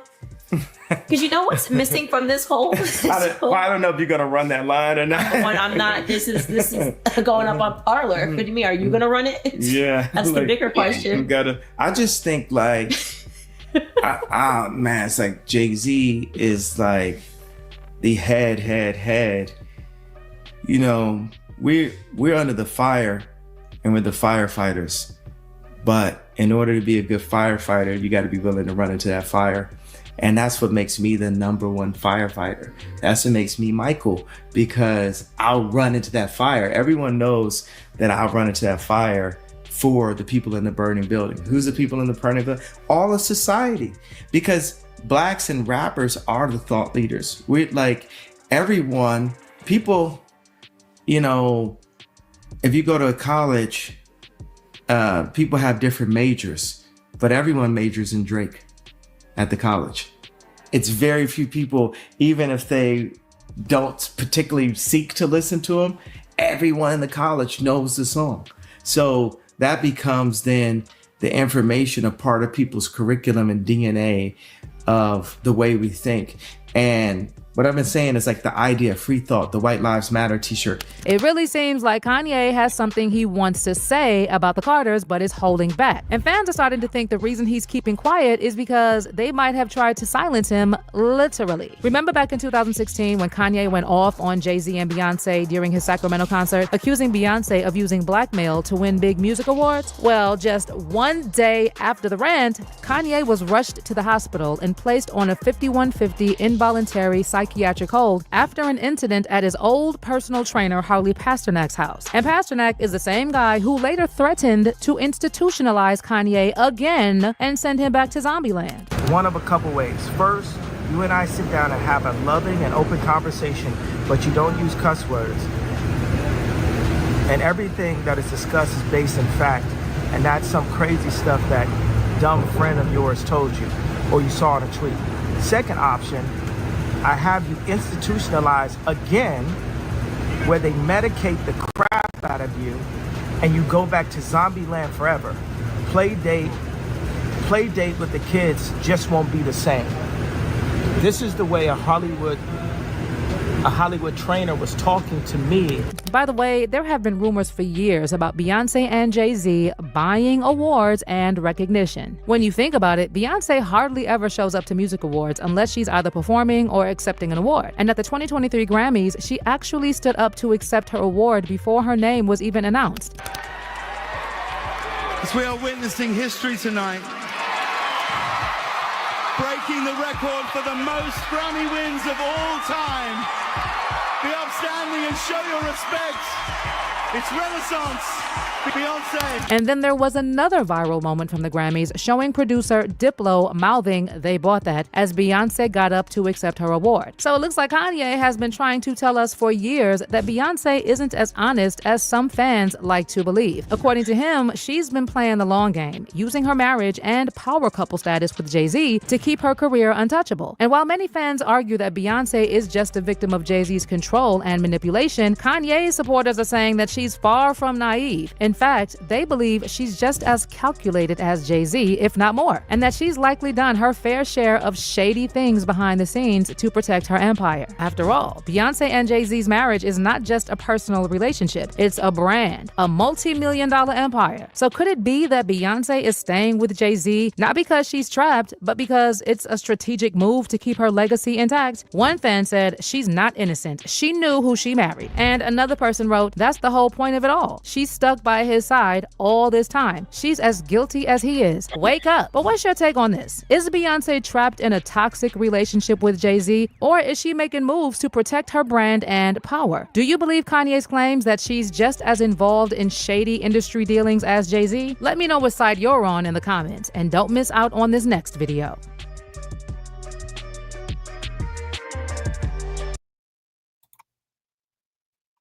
All right.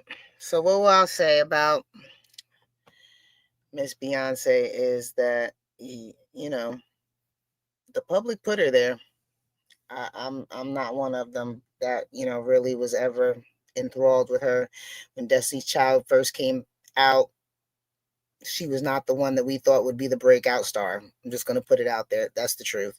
So the public put her there. She was, you know, definitely shoved down our throat, you know, and people continue to get crazed over her. There's a beehive, and there she's the queen, and blah blah blah blah, and all this other stuff, and made her into this great untouchable star. That's what they did, and I say they because I'm not in that. You know, yeah, she's had some good music, you know, throughout her career. I mean, I haven't really followed her lately. It really hasn't been anything that I'm impressed with, you know, but, you know, that's what happens. So, you know, now all of a sudden,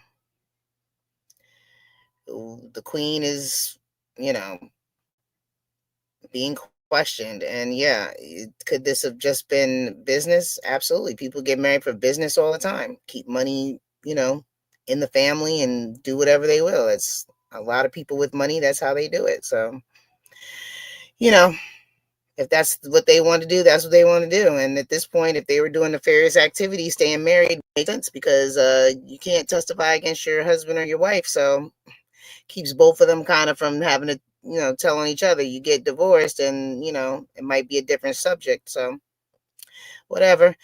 You guys let me know what you think in the comments. I'm going to get on out of here.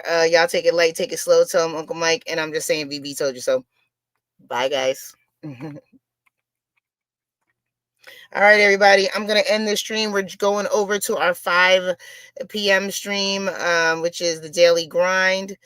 Tahir has directions in the comments. Please listen to Tahir, and I will see you guys on the other side.